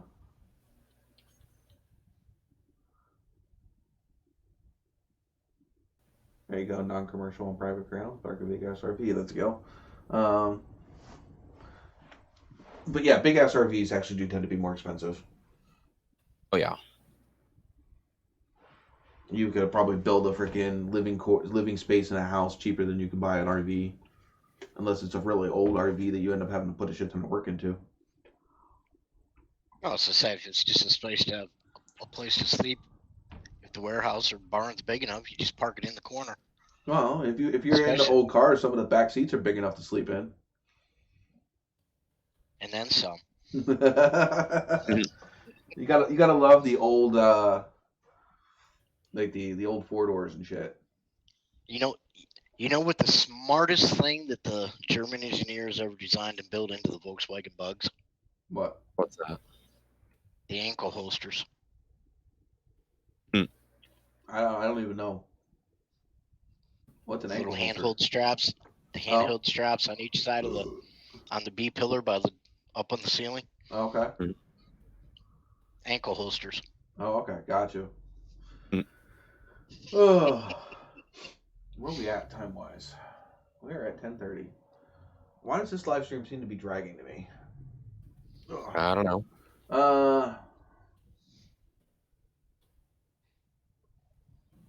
Well, there you go. He spends most of his time in his dad's garage with a couch and a flat screen TV. Just move on in.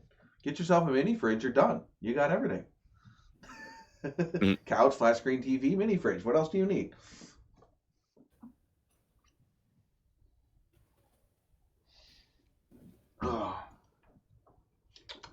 I think somebody's probably blushing.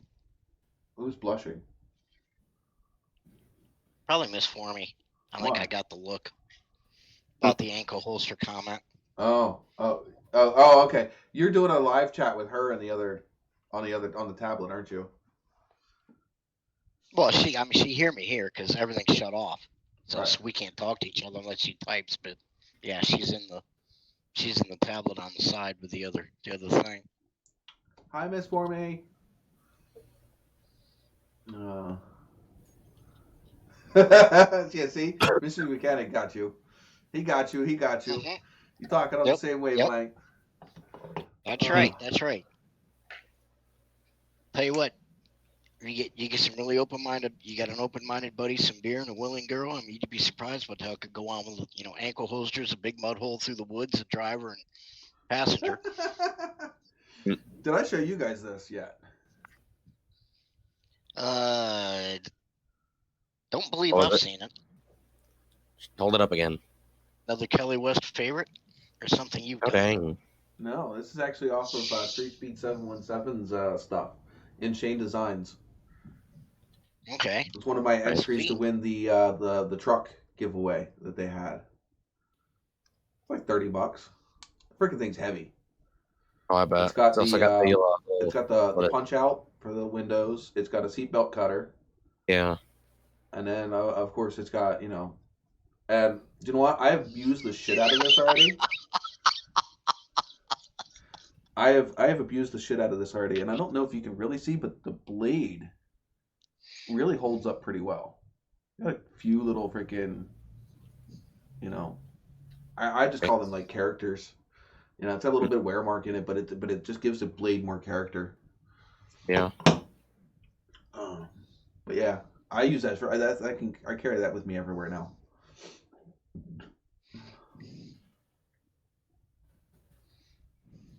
Dad's home cooking sometimes. Questionable, but food is good.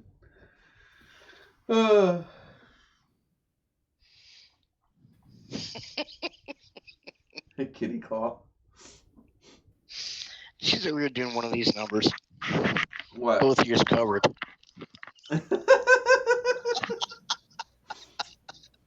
That's one thing that the Trans Ams, they don't have that, nor there's enough room. I have a hard the other time problem with fitting just Trans Am myself too is in they the got the backseat. little hump between the back seats. Huh? Yeah, because they got the floor tunnel hump in the middle of the back seat. Oh so. Yeah. With the Nova, I had the buckets. It doesn't have a center console. And one of my exes, she used to love sitting on the transmission tunnel for obvious reasons. Oh. Because that engine used to thump, and she was playing Beach Boys songs. Yeah. Good vibrations. Yeah. Mm-hmm. Charger cord?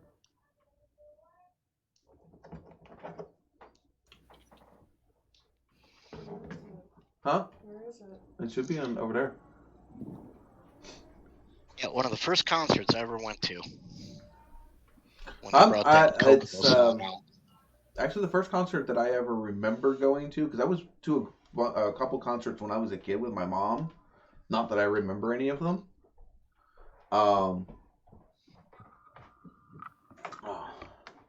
But the first one that I went to that I paid for was a Tool concert. And some of you guys know I just bought me tickets to one in Philadelphia. What was that, in Thanksgiving? Right around Thanksgiving. Mm-hmm. And it sucks because they're supposed to be up here at the Mohegan Sun up in Wilkes-Barre in the beginning of May. I'm not sure if you're into rock at all. If you have not heard of Tool, you should go listen to them. They are freaking insane. And their live concerts, their music, what you hear on radio or a CD or whatever, does it no justice compared to actually going to one of their concerts.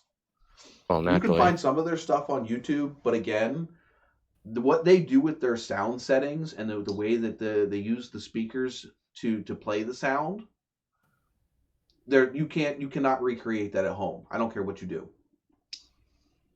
Because they play with like where the sound is coming from so much. You know what I mean? They use every bit of technology from surround sound to play with what you hear and where you hear it from. Michigan, you don't even need to move the sub. Just go get a Rida Vibe and install it closer right there that you can utilize. It'll rev for the engine RPMs. You'll be just fine. Do you guys remember the Cavalier that I had? Loosely? Yes. That had two 15-inch subs built into the rear fenders of that car.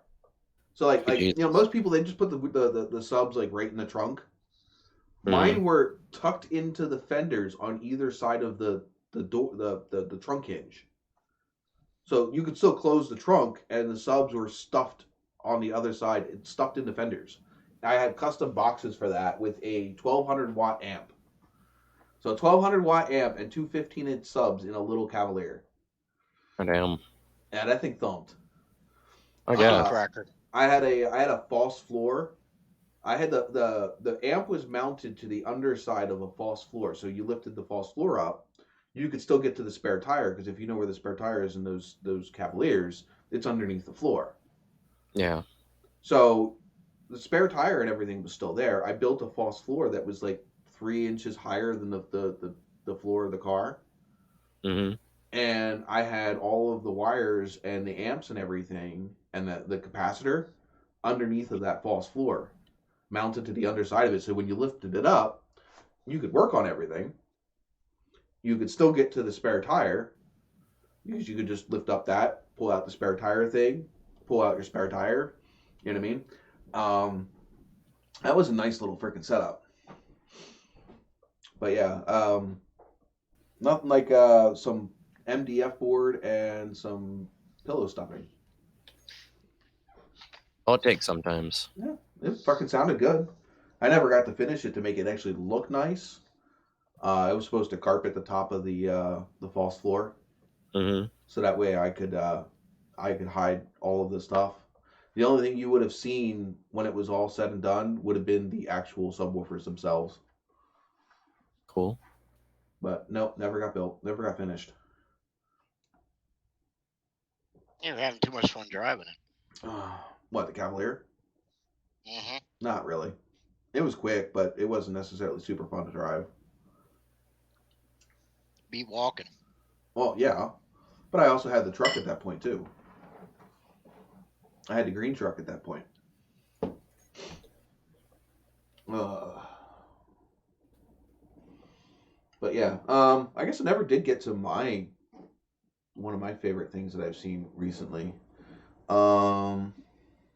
What was that? Shoot, now I don't even remember what it was. Oh, I know what it was. B is for Bill. I'm not sure if any of you guys watch his channel, but he took a 2013 Mustang GT 500. Yeah. And he dropped a Eleanor body on it. Oh. He cut everything from the frame rails up. He cut it off, and he went out and bought. He didn't actually get an Eleanor. He didn't get like a fastback Mustang body. He bought brand new panels from CJ Pony Parts. Yeah. And he basically built a 67 Mustang fastback body on top of the modern Mustang chassis. I'm not sure, what is that, the S50? S550, whatever the hell it's called. Like 2013, 2014 Mustang. I think the S550 is what it's called. Yeah. But yeah, he's got like a couple videos in on it. He's got the body completely mounted to it. So now it's just all like the finishing and, finalizing. He's got the mock-up stage done. Yeah. Yeah, so I mean that's gonna look pretty freaking sick. It's a supercharged Mustang with basically he's doing an Eleanor. He's doing a 67 Mustang conversion and an Eleanor conversion all in one. So like the Eleanor from Gone in the 60 Seconds. Yeah. Yeah, it's gonna be freaking cool. Sounds it. So that's the one that I've been watching recently. I mean, other than my normal ones, what is it? Jeff Lindsay's finally starting to upload videos again.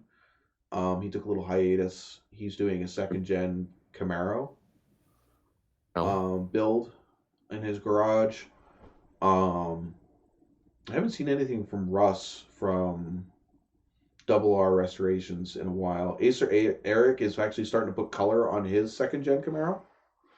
He's doing a second gen Z28 with a modern LS in it. Cool.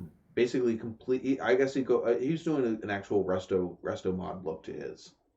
So completely modern under suspension, modern engine, modern front suspension with the classic outer body shell look. Cool.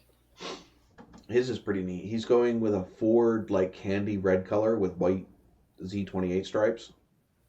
Nice. So his is going to look nice. Tom Noble, I'm watching.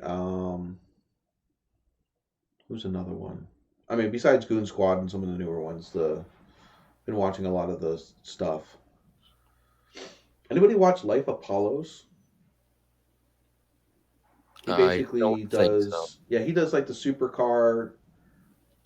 Basically does a good roundup of all of the supercar channels and what's going on with all of them. Mm-hmm. It's kind of like watching news for automotive YouTuber enthusiasts. Yeah. Oh my god, some of the stuff that people are doing to supercars right now is absolutely insane. You ever heard of Stradman? Negative. He has a bunch of freaking nice cars. He's got a Lamborghini with the gated shifter. He's got a Ford GT. He's got one of the Supras. He's got a tandem axle Jeep Comanche. Dang. Not a Comanche, the new one. What the fuck is it? The new Gladiator. Yeah, he's got a Gladiator with a dual axle in the back. So basically a 6x6 Gladiator. Yeah, he's got a bunch of freaking nice stuff going on. But somebody stood on the hood of his Aventador. Oof. And he has a custom fiber, carbon fiber custom hood on the front of it. Mm-hmm. But yeah, apparently he's not the only one that somebody's been doing stupid shit to. There was somebody that owns a Ferrari that a group of kids were standing on the hood of that one. That did like $6,000 worth of damage. Oh yeah.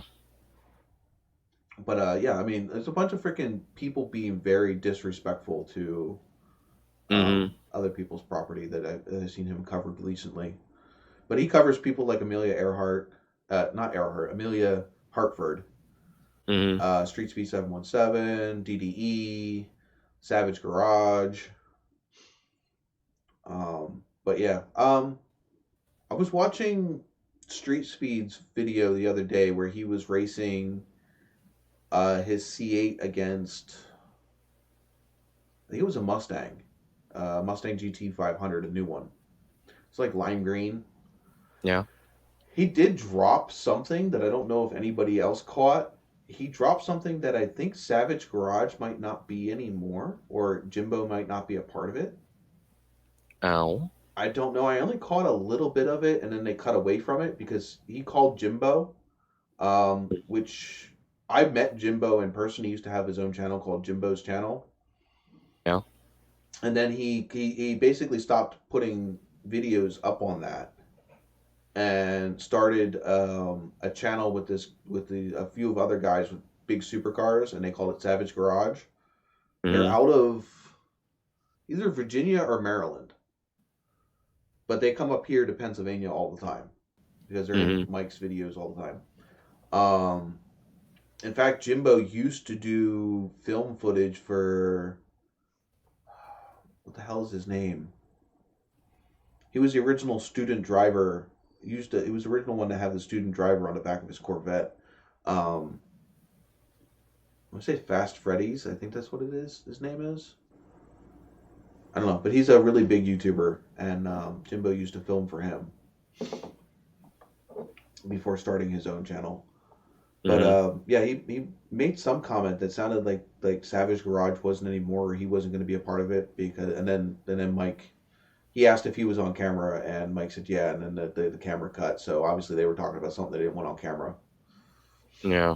A lot of drama that you don't necessarily see that goes on that they hide, like that whole thing. Do you remember the thing with Nick from shoot Guitar-Mageddon ZL1? Yeah. You had him, you had Mike from Street Speed 717, and Diablo Formula Racing's Andy, and they had that whole big feud. There was a lot that went on with that was behind the scenes that nobody knew about.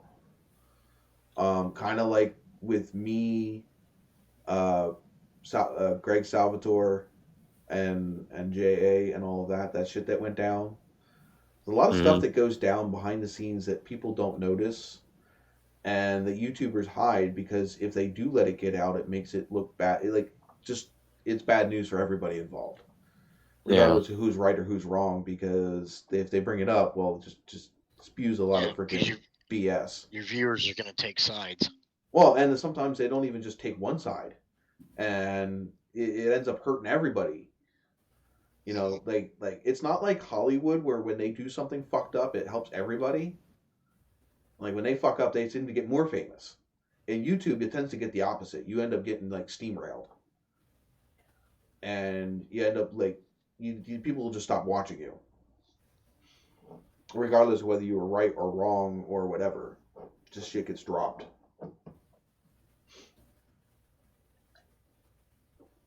Oh. You tend to notice more. What they'll do is they'll just stop doing things, and they'll stop promoting each other on each other's channels and stuff. Yeah. So anybody in the comments have anybody that they're watching that they think would be of interest to somebody else in the chat? And I'm gonna have I have something interesting that I just remembered. Okay, go ahead.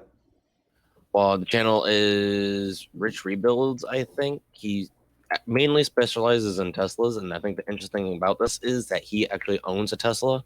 All right. Like you get like flood damaged Teslas or collision damaged Teslas. Yeah, and the fact that they're extremely hard to get rebuilt because Tesla won't do the software update or whatever. Well, actually, Tesla can like disable certain mobilities of your cars, like DC fast or DC charging and supercharging. Right. So pretty much like cripples your vehicle, which I think is freaking shady shit. Yeah, pretty much it's what it does. I mean, he can still like drive it around, but he can only charge it at his house. Yeah, it's annoying. I mean, the fact is that I that's one of the things I don't like about a lot of newer cars. I don't like the fact that that you can that somebody can sit there and basically shut off your car. Yeah. You know, or you know, whatever, from a distance, and you're just stuck there, you know, until whatever. Hey, Misfit. Welcome aboard. Welcome aboard. We are chit-chatting about different YouTube channels and interesting things that we have seen in the last couple of weeks. So feel free to join in and contribute. Definitely enjoy that. Earthquakes be damned. I was watching a YouTube channel called Red Poppy Ranch. They're a family that built their own house out in the middle of freaking out by where that earthquake was. They live up in the mountains, and they literally built their own ranch, basically no outside help at all, and are living there. And it's a really cool channel if you haven't checked that one out either. Basically, they just started with a valley full of trees, and they built their own home with garages and everything. Cool. What's your channel about, Misfit? One of those rare experiences that you don't need to dare repeat and go through again. What? Build your own home? The earthquake. Oh, the earthquake. No, the earthquake. I think we've had a few out here in PA. Nothing really super big, though. I was sitting in Salt Lake City when that damn thing hit. That's why I'm laid up now. You're laid up because it hurt. Yeah, I got flattened because I was on walk assist with my crutches, and I was going back to the truck after backing into a dock and checking in to unload when it hit. So I got tossed and hurt my other knee. Oh, okay.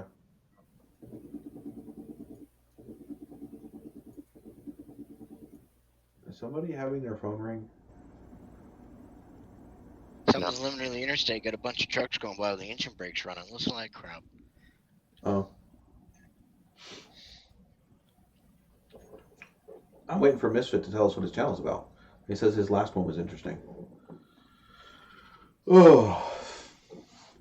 Yeah, I must say it was interesting watching loaded trailers sit there on the ground and bounce up and down until they were sitting crooked. That's when you should have pulled out your phone and started recording. Oh, that's right. You were being tossed around. It was in the truck. I was being tossed too. You ever want to know what it felt like to be a pinball in a pinball machine? It hurts. He said that he was.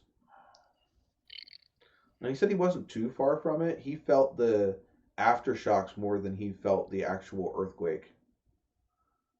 The Red Poppy Ranch guy. Mm-hmm. Because yeah, he was talking about that in his last video. Yeah, I figured out where I was at. We were like 8 miles from the epicenter where it hit. They're a magnet.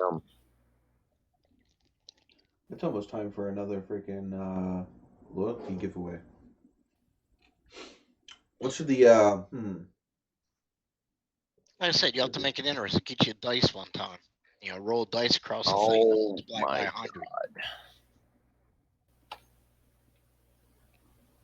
100. He's laid off, got the oldest boy's rotary changed to a freshly rebuilt engine.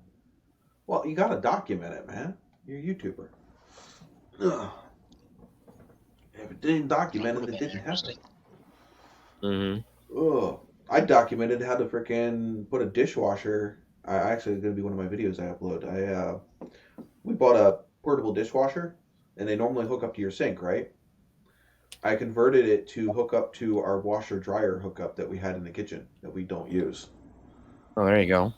Dude, I searched everywhere for instructions on how to do that because I didn't think it was going to be that difficult to do. My God, can't find anything. So I was like, well, I can't find anything on the internet. So if I put it out there, I'll basically have the only video doing it. That'll make a fast little ride. What? 347 stroker into a 1990 Miata. Good Lord. Well, there you go. Pulling out the 5.0. Though I guess that doesn't do anything to the 700 horsepower freaking Hellcat engine in the Miata. Yeah, that thing's ridiculous, ain't it? Yeah, you know they sold that, right? Oh, did he? Yeah. I didn't know that. He sold it, and the dude took it to like a Cars and Coffee and wrecked it. Yeah. He lost control of it leaving the freaking Cars and Coffee, stuffed it into a bank, fucked up the freaking bodywork. It's still it's fixable. But, yeah, he lost control of it. Yeah, people see something like that and they just... You gotta have some respect. Learn to hold it before you go playing around with it. But yeah. Hey, I got the baddest car in the block and I'm going to prove it. I mean, you see it all the time. Look at just the stupid scenario videos you see in YouTube. Supercar stuffs curb, or some kind of event somewhere they're doing donuts and that, or the fools that are out there filming, they're doing donuts and burnouts and shit, and then they get too close to the car and they get whacked and thrown through the oh, he hit me. Well, you're out there in the middle of the parking lot running around next to the car. What the hell do you think was going to happen? You got 2 and 3 cars out there running around doing donuts around each other. Why would you try to get beside it and take a video? Okay, it's loyalty time. So the question: what was my first car? So if anybody can guess what my first car is, I will hand out 200 bonus points. If not, it's 50. If you can't guess it, it's 50. But if you can guess it, it's 200. And you guys up here in the cohorts can't chime in.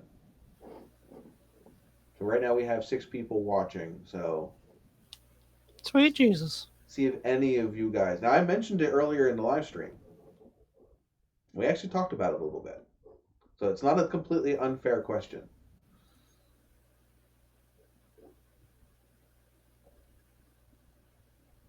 So we'll see if somebody gets it. No, it's got to have make and model. I don't care about year, but it's got to be make and model. Also putting a Merlin 582 in a 9. Oh my god. Why a 95 Firebird? Reasons. Sorry, it's just like my least favorite 4th gen. Wrong. Wrongity wrong. Wrongity wrong.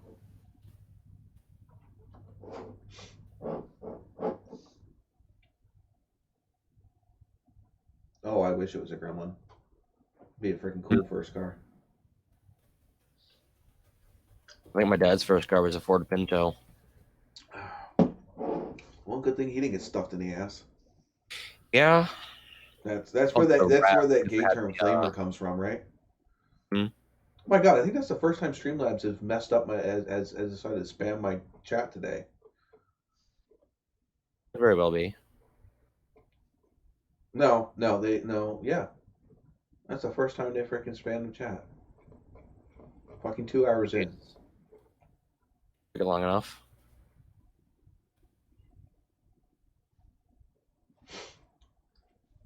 Nope, not a Chevette.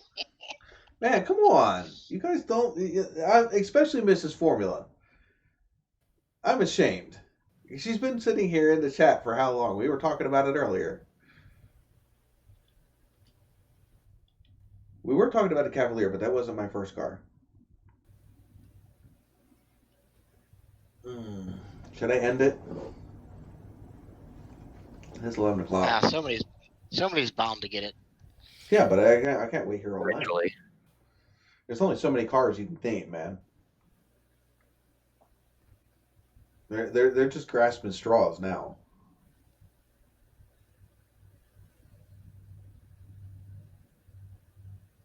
Anything newer than 95 has to go online with state for emissions inspections. Nope, Nova was not my first car. Technically, that was my second car. Now, if we were to go what the first car I ever drove was, Nova would be the correct answer.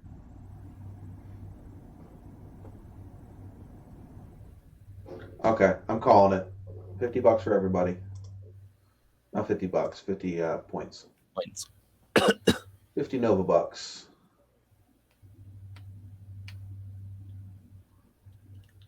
I didn't say year. I said make and model. There's not that many. Anyway, it was a 95 Ford Escort. That was my first car. It had a dropped valve seat when I bought it.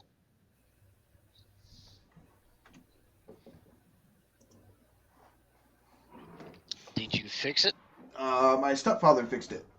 It was at his shop. It was one of his customers' cars. He had a customer that had a daughter in college, and it was her car that she drove around when she was home. And I think it had less than 60.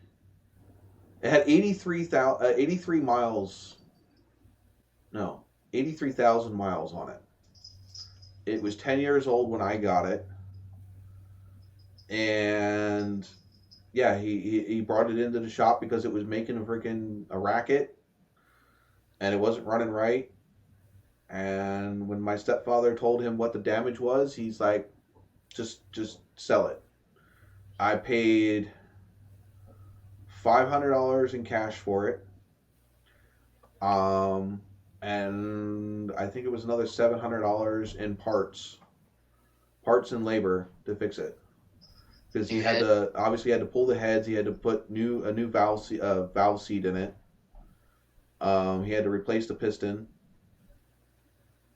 So yeah, like $700 worth of work and $500 for the car. No, $700 for the car, $500 in parts and labor.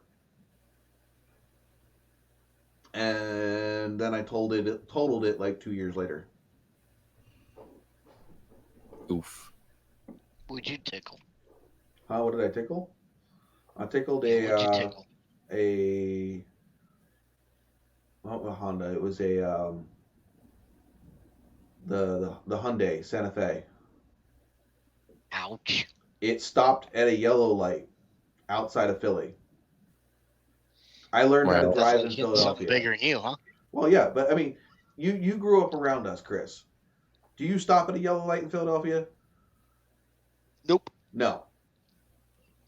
I learned how to drive in Philadelphia. We never stopped at a yellow light. You cook your ass through the yellow light before it turns red. Hell, the people on the side streets didn't stop at your yellow light. Right.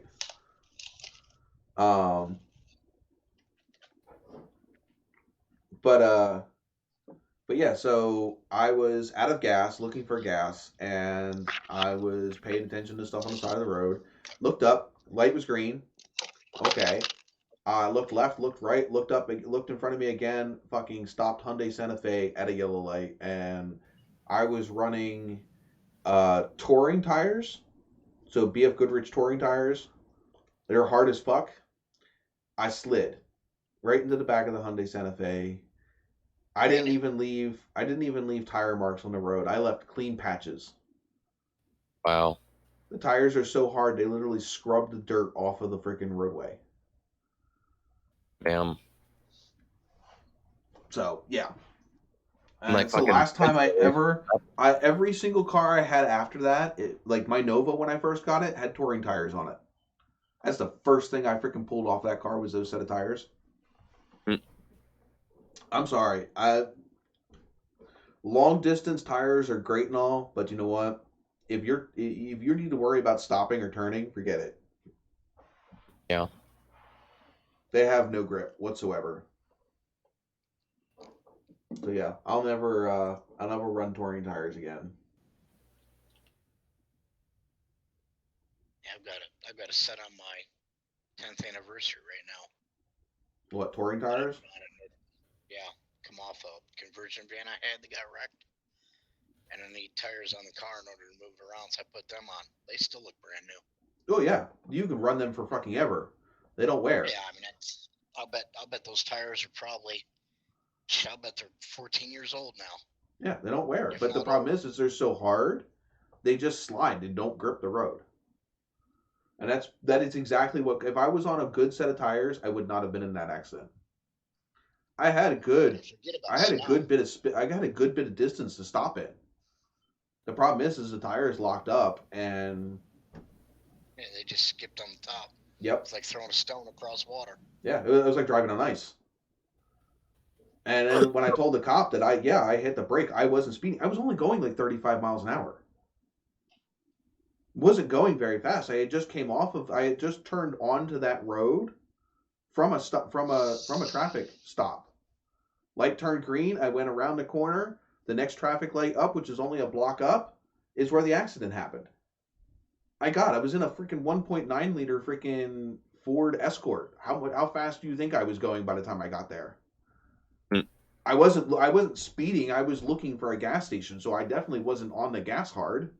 I'm not looking to run out of gas. I was already on E. Yeah, because small as they don't push for shit. Yeah. I mean, the car was zippy, but the thing is again, I'm low on gas. I'm not going to sit there and be feeding the gas pedal. Mm-hmm. But yeah, the cop said I never even fucking stopped. I said, yeah, I did. I freaking hit the brakes. I slid. He goes, where's your tire marks? And it wasn't until after they cleaned up the accident and I went back out to the intersection to look. Literally, you could see the white marks from where my tires slid. Where it cleaned because it was concrete. It wasn't asphalt. Mm-hmm. And you could literally see where it literally cleaned the fucking asphalt. Goddamn. Can't argue with them. But yeah, that ended up being my fault. The owners of the SUV tried suing me because my insurance didn't give them enough money. And I'm like, dude, you can sue me all you want. I don't got anything.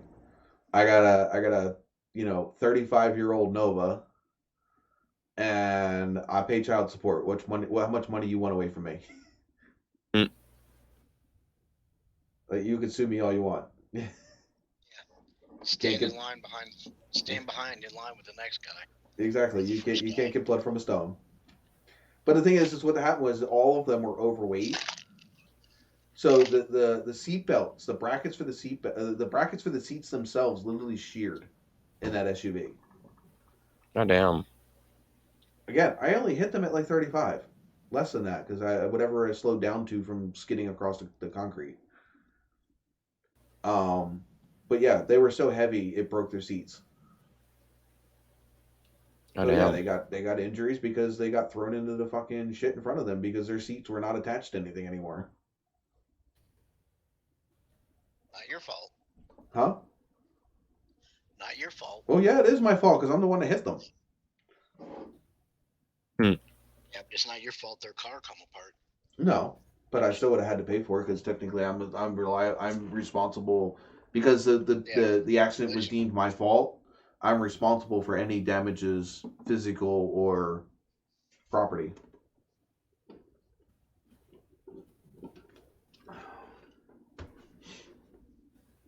I think that was the only accident that I got into that I would deem would be like totally my fault. Yeah. And technically, yeah, it was my fault. I hit them, rear-ended them. You know, they wasn't expecting them to stop at a yellow light, but technically, I should have been paying attention. There was the accident that I got in the Nova where I got the car sideswiped the whole driver's side of my Nova. Mm-hmm. But if they would have been going the speed limit, they wouldn't have hit me. But I still got nailed for that one because I got nailed for changing lanes unsafely. I had a tractor trailer, a BMW, and me in a V8 4-barrel muscle car. I was just starting to accelerate to get onto the highway when the truck decided to stop at the bottom of the ramp. The BMW obviously could stop behind the truck. Mm-hmm. There was no way a 4,000-pound muscle car was going to stop before slamming into the back of that BMW. And I wasn't paying for a BMW. So I hopped off into I made a quick entry onto the highway completely. And there was some people in like I don't know, late 90s Grand Prix. Yeah. And they were cooking. And yeah, they came up, sideswiped the whole driver's side of my car. They flew by me. Like my God, they hit me and flew by me in a split second. And I was already up to 50 miles an hour by the time they hit me. Damn. So you can well bet they were cooking. For sure. But yeah, I ripped their rear wheel out, their rear bumper. They went up on two wheels across the highway, came down and came back across the highway, pointing at the guardrail. Some bitch. But yeah, got nailed for that one too. Wow. Which sucks because honestly, if they were, like I said, if they were going the speed limit, they wouldn't have hit me. Mm-hmm. Because I was already going 50 some miles an hour. And they weren't like right behind me when I pulled out into that lane. They obviously, and they flew by me after they hit me. I'll bet you what, they'll never forget that day. Oh no. You go two-wheeling in a car, you're not forgetting that. They were not like they were going across the highway, came back down, spun around, and went back that way. It's an invigorating experience. And that's the best roller coaster you've ever been on. Mm-hmm.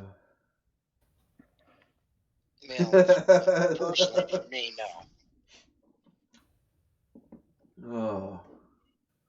But yeah. I'd have to say the boss one would be the sprint flips. And the only other wreck that I've been involved in was in the Cavalier. I was in Mount Penn in Reading, and it's all up on a hill, and I was going across the hill. So I was at a stop sign, and the hill came up this way, and there was a big van on the corner to my left, and I had crept out just past the stop sign to see down the road. Well, I got hit from somebody coming up that road. And the reason I got hit was because they were trying to park in that parking spot just past the stop sign on the road that they were on. So like if I were to look at it this way, let's okay, this way. Let's say I'm coming down this way and they're coming from this way. They were trying to park right here. Oh. So they literally turned into my car. If they would have just gone up the fucking hill, they never would have hit me. Wow. But of course, that was my fault too. Oh, yeah. It's retarded. If they would have stayed on the freaking driving path, they would have never hit me. But because they chose to try to park right there at the corner where the stop sign was, they hit my fucking car. And all I did was, I had stopped at the stop sign. I had pulled forward to be able to see down that freaking road because there was a big ass fucking conversion van on the corner. And I couldn't see down the road. That's stupid. So yeah, there was, so yeah, if you look at it, there's a cross. If I'm coming up, I went to go look down the highway. There was a conversion van on that corner. And there was an empty parking spot on the other corner. I crept up forward past the stop sign to look down the hill. And that's when that car came up and hit me. Genius. Took the whole front end off the Cavalier. Actually pushed the nose over 2 inches, so we had to have it pulled back over. Nice.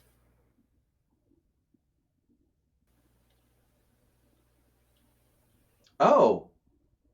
Yeah, I pass that the Penn Street Bridge all the time. It actually looks really nice compared to what it was. Pain in the ass to fucking pull through there, but because I have to go in there to go to court all the time. I agree. Wholeheartedly, Reading is a shithole. I lived there from 2014 to 2015, and that was the worst experience I've ever had.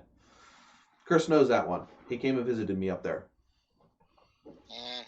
That place was freaking hell. When this was taken, this picture right here was taken right before I moved to Reading. If you look at my TA today, you'd be like, what the fuck happened? And 90% of that happened in Reading.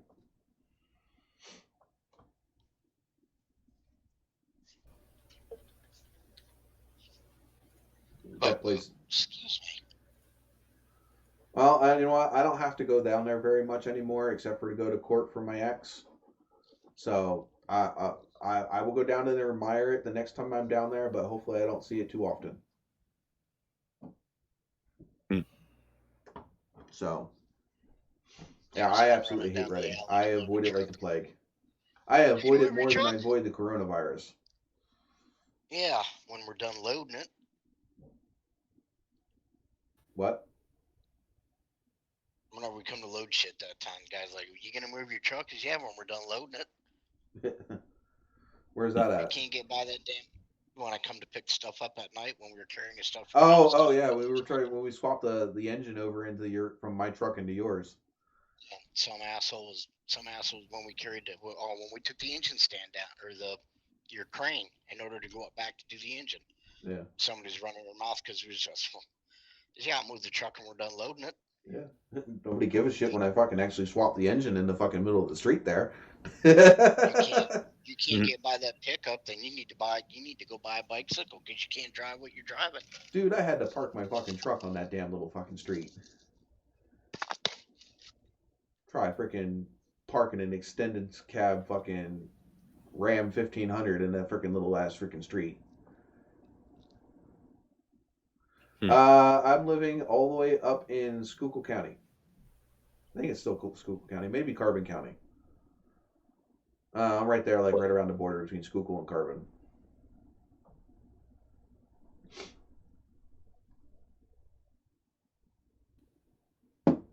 You lied, Chris. You don't just live in Lancaster. Interstate USA, basically. Yeah, you live in Lancaster, and where does you're also out west, aren't you? Omaha. Yeah. How much time do you actually spend in Lancaster anymore? I'm actually here more than I am out there. Oh, really? Yeah, I'm there 6 to 12 hours on the weekend. If I have that much time to even stop, I'm usually here 2 days, like every other trip. Okay. If I get in and deliver Monday, I'm usually off Tuesday and Wednesday, and then I reload back out Thursday. You gotta let me know when you're out here so we can go have a beer. I did that one time. He was in a lonely place. It was in a lonely place? Yeah, here about 6 months ago I said something about, hey, I'm gonna be off. What the hell you doing? I'll come up and see you. That's when you were in your lonely places. I'm not in the best of moods or areas right now to be entertaining visitors. That's when you was having the. Oh, okay. Yeah, I just say your lonely place because no need to. Yeah, air gotcha. out and advertise the issues you were going through at the time. Yeah. It's just a bunch of bullshit you had going on. Mm-hmm. I got no budget. I need friends. That's what I need now. Oh. Yeah, hell, I was looking for somebody when I went and got the last car. I was trying to find somebody hey, feel like taking a day trip, go for a ride? We're going to go pick up a surprise. Was that out by me out here, or where was that at? It was outside Philly. Mm. But I note about this second car. When I bought the first car, I'd have bought the second car first because it was only another 15 minutes or less from where I picked up the first one.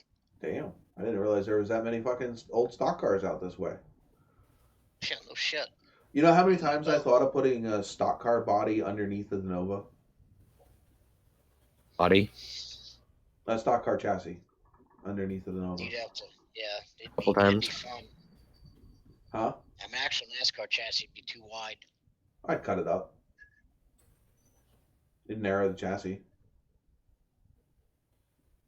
You could. Or that, or just wide body the Nova.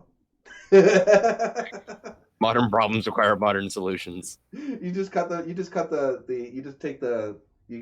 Nova body right at the freaking seam where it meets the roof line, and you just take the sides, and then you just create yourself a roof pan and a trunk pan.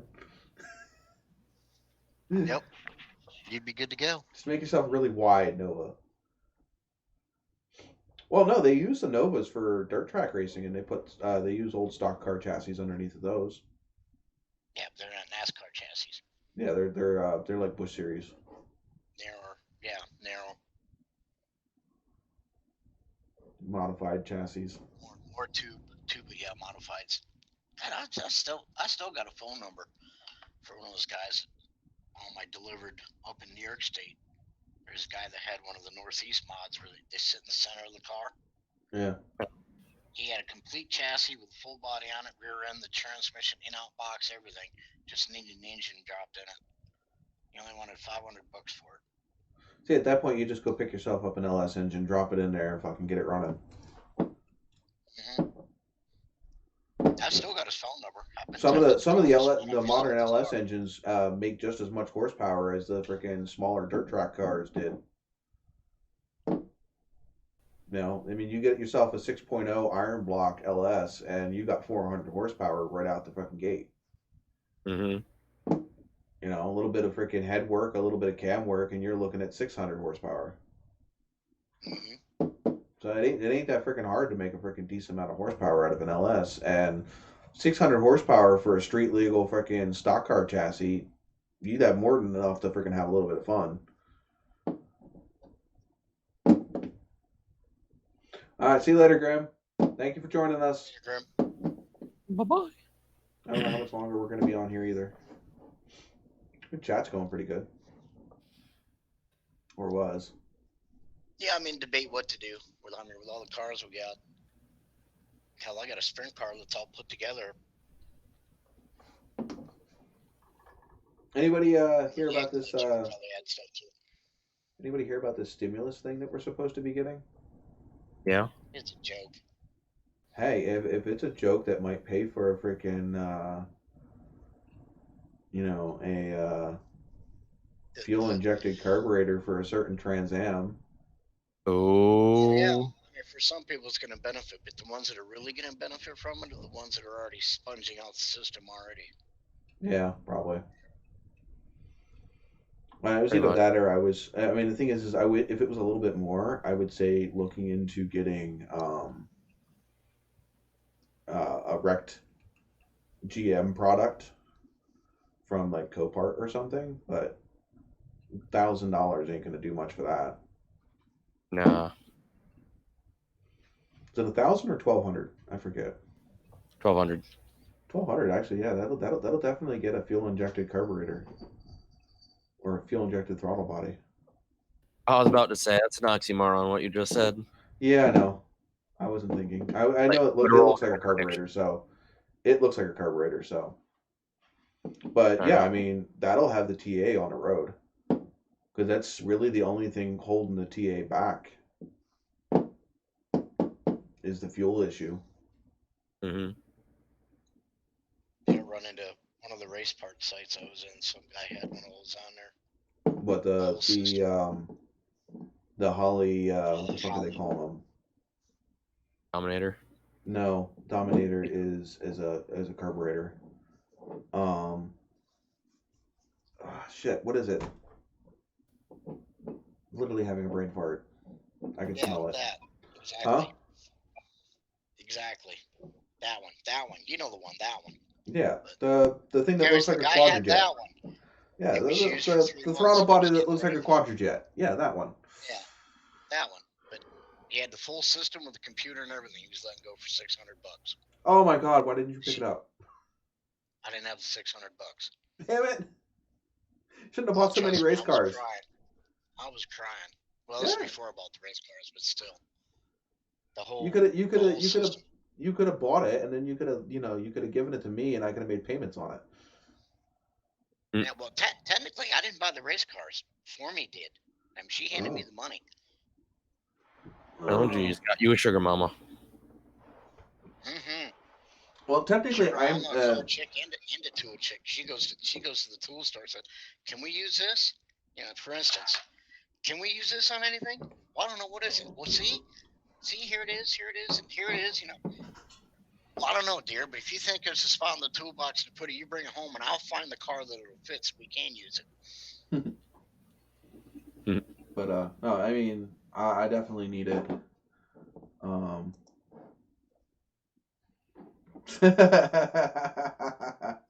sorry, that's funny.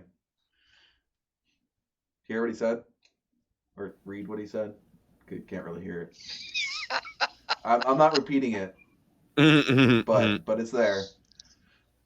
That's my luck.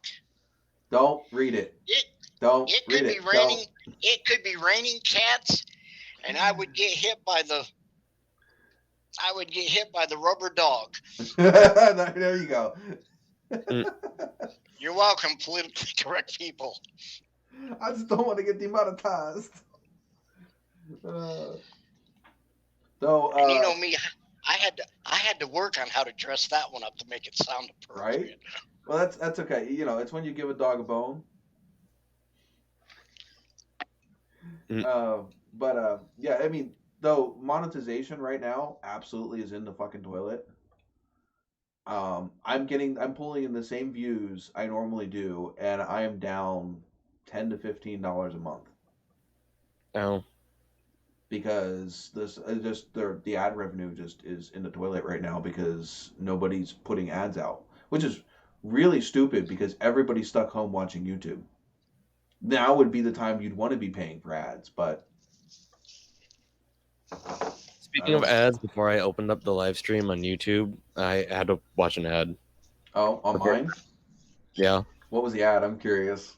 I don't remember. It was something about space suits or some dumb shit like that. I mean, I say dumb shit, but you know what I mean. It's based off of whatever you freaking, watch and shit. No, apparently I watch a lot of fucking space shit. It was fake ads. It was fake ads, kind of like the news services, right? Got you. News. Hey, but those ads are what pay for me to be able to do stuff on the channel. So I get to I have to actually cancel my subscription to the old software I was using to edit my videos. I freaking switched to this this DaVinci. Oh my god, night and day. There is so much more flexibility and stuff that I can do that I'm like with where Filmora was, which is what I was using, my skill level was like up here. I was actually being held back from the new software, my skill level, I'm looking up at the ceiling, and I don't even know if I can see the ceiling yet of the stuff that freaking software is capable of. There's so much. I can do 3D rendering inside of the freaking software. Oh damn. Yeah. Now, what did you go to from the Filmora? I was using Wondershare's Filmora, and I am now using DaVinci Resolve. So, like, I've been sitting here watching videos nonstop just to be able to figure out how to do what I want to do with the intro for the truck videos. So it's not that like I can't do what I want to do. It's I need to learn how to do what I want to do. Yeah. It's there. It has more capabilities than I'll ever use. Now I was thinking about switching to the Adobe stuff, but the only real thing that I wanted out of Adobe was to be able to use Photoshop, other than their editing software and After Effects. Mm-hmm. But I don't think that for what I can do with DaVinci, that it's necessarily worth paying the price that Adobe wants you to pay. Yeah. You know what I mean? If I can get 90% of what I can get from Adobe for free using the DaVinci stuff, why would I want to, I think I'll just stick with DaVinci. What's the point? I think I'll just stick with that. At least until I start making more money. I'll find a different Photoshop program somewhere. I use LiveSeed on my phone, and in a lot of the stuff that I can show you befores and after later of what a photo looked like before and what it looks like after, and you'd be like, wow. I can like erase shit right on my phone that like stuff that's in the picture, make it gone, poof. Sweet Jesus. Thank you, mechanic. Apparently I needed... oh, yeah. Oh, I forgot that did that. Oh, and I missed it. He didn't do it. Damn it. I thought he was going to knock Michigan Mechanic out of the fucking stream boss. He came so close. Oof. Somebody donate $1. It'll kick him off. You see it moved. Oh yeah. About 600. Yeah, 600 points. So yeah, if 600 points was $2, I think there's 1,000 points to kill him. Mm-hmm. So it's 400 more points. So yeah, what, $1.50? Yeah, I'll be right back. Yeah, I actually get more money. Actually, like YouTube takes like 30% of that.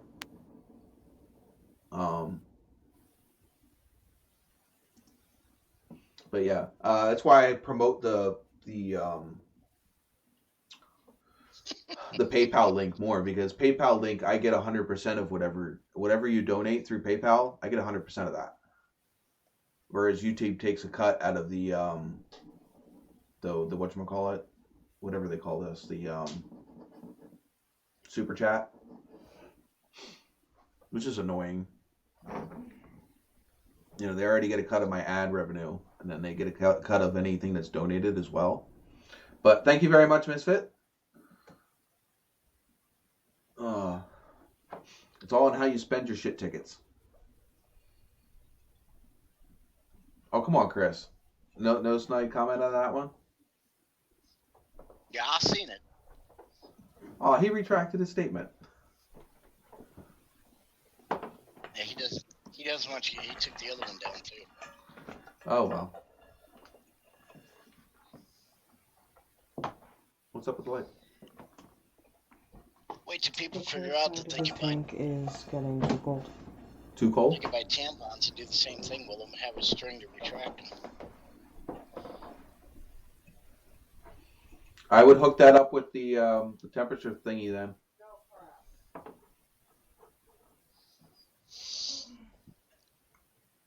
Bounty, Oh. the super picker-upper. A super picker-upper? In miniature form. Yeah, Bounty, the super picker-upper in miniature form. It'll come with a You that's what you do. You just go get a bunch of freaking toilet paper towels, which might be actually cheaper at this point. You cut them into thirds, and then there you go. Mm-hmm.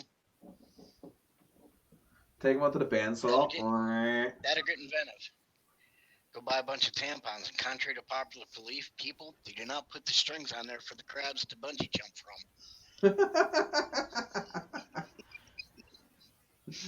Oh. Misfit, you need to come back here next week, man. 9 o'clock p.m. Eastern. We're here every week, man. It still shows in the... it'll show up on the live... See, you can retract it, but it'll still show up on screen. Like when you rewatch the video.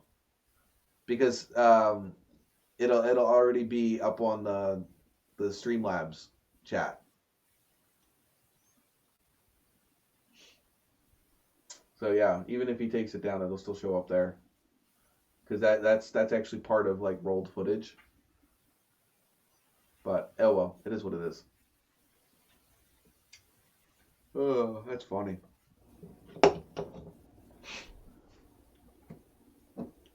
All right, so let's see, what time is it? We got 11:30. Should we keep going for another half hour, or do you think we're good for tonight? We'll let the chat decide. Do you guys want to hang out for another half hour, or have we entertained you enough tonight? If you guys want us to stay, we'll stay. Or disgusted them one way or the other. What?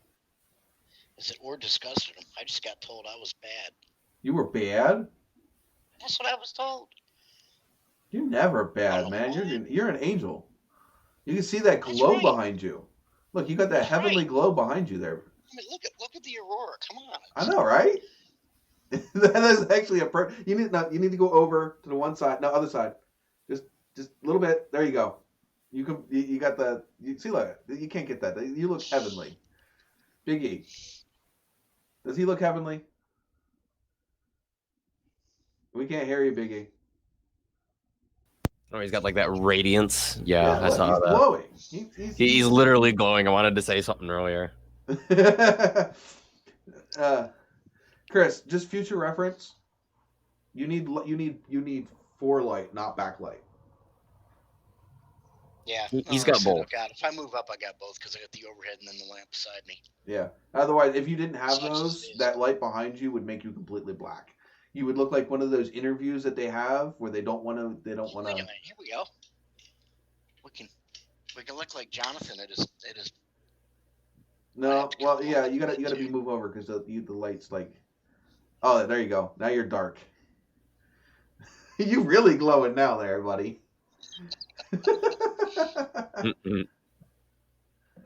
I got to get up and make 2,000 call attempts to unemployment off. Oh my god, I remember doing that. That absolutely fucking sucks. You're just calling and waiting to fucking get in the line, and hopefully you didn't get freaking disconnected before somebody picks up.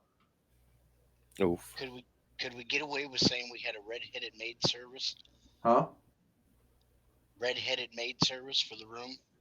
I'm sure. To do all the things today, and she's actually sat down on the couch, so the glow's emanating off from her head. I don't think that Mrs. Formula would like that very much. Probably not. I would say they're overwhelmed. Now, the last time I had to call unemployment was back at that freaking recession that we had. Was that back around 2009, 2010? Where there was so many people unemployed. Mm-hmm. Yeah, I was one of those people. And yeah, it took forever to get a hold of them. And yeah, I was on that for a year and a half fucking shit part of my life, man. That's where you wish you still had the old dial-up internet server, even before internet, dial-up BBS services with your computer. You just set your modem on auto dial, wait for it to answer, and then hit speaker to talk. Right. But yeah, that was a really bad time to lose a job. Yeah. Yeah, I used to know someone back in the day. He was a real asshole. Me? He'd wait 2 years. Wow, even worse. Nah, you can't be worse than me. The guy would deliberately make phone calls to your house after midnight, just to see if you'd. Hey, are you sleeping? Yeah. What do you want? I just want to see if you're sleeping. Have a good night and hang up. 10 minutes later, Sounds like call something back, you would the do. same thing. That sounds like something you would do. I did one better than that. I set his phone number. So when it came in, the computer would answer the call, and then when you hang up, the computer would call him back, and he'd get the fax tone in his ear. Oh my god. And then I set it to ring his phone all night long. Yeah. How does it feel? Yeah, well, it worked good enough because he showed up at the doorstep pounding on the front door. What the goddamn? What are you talking about? What are you talking about? Well, your phone keeps ringing my house, and I get this damn awful whistle in my ear, and I try to call you back and get the same thing even louder. So, dude, I don't know what to tell you. How we're in bed. You said must be something wrong with your phone service. I suggest you call the phone company in the morning. I really nailed him. The son bitch got a $65 service call because they had to send somebody out to look at his phone system. Find out there was nothing wrong with it. That's funny. That's remember them times you called up for midnight? Are you sleeping yet, man? Yeah. Sucks to be you, don't it? Well, what the hell did you do? I said, I let the computer take care of it. I went to bed. I shut all the phones off. The computer was answering everything. We never heard a thing. What was that whistle? That was a fax machine tone. His computer figured call coming in was a fax. So it was sending a signal to connect with your computer. Oh, you're no good SOB. Sucks to be you, didn't it? How much sleep did you get that night? None. That goddamn phone rang every 30 seconds. Yep, it worked perfectly. Then what do you mean? As I said it, as soon as you hang up, to automatically redial. So every time you hung up, it called you back. All right, so we're gonna end it here for tonight. Just got word my girlfriend's got to go in at 7 a.m, so that sucks. So we'll chit chat to you guys next week, 9 p.m. Do you know if you'll be back to work by then, Chris? Should be. Should be. So we'll have another truck chat next week. Should be. All right, set your alarm. With a Peterbilt sign. Good. Set your alarm. We'll catch you guys next week. Anybody that's in the chat, make sure you guys set your alarm for 9 p.m. Eastern next Sunday. We will be here and we'll entertain you for a few hours.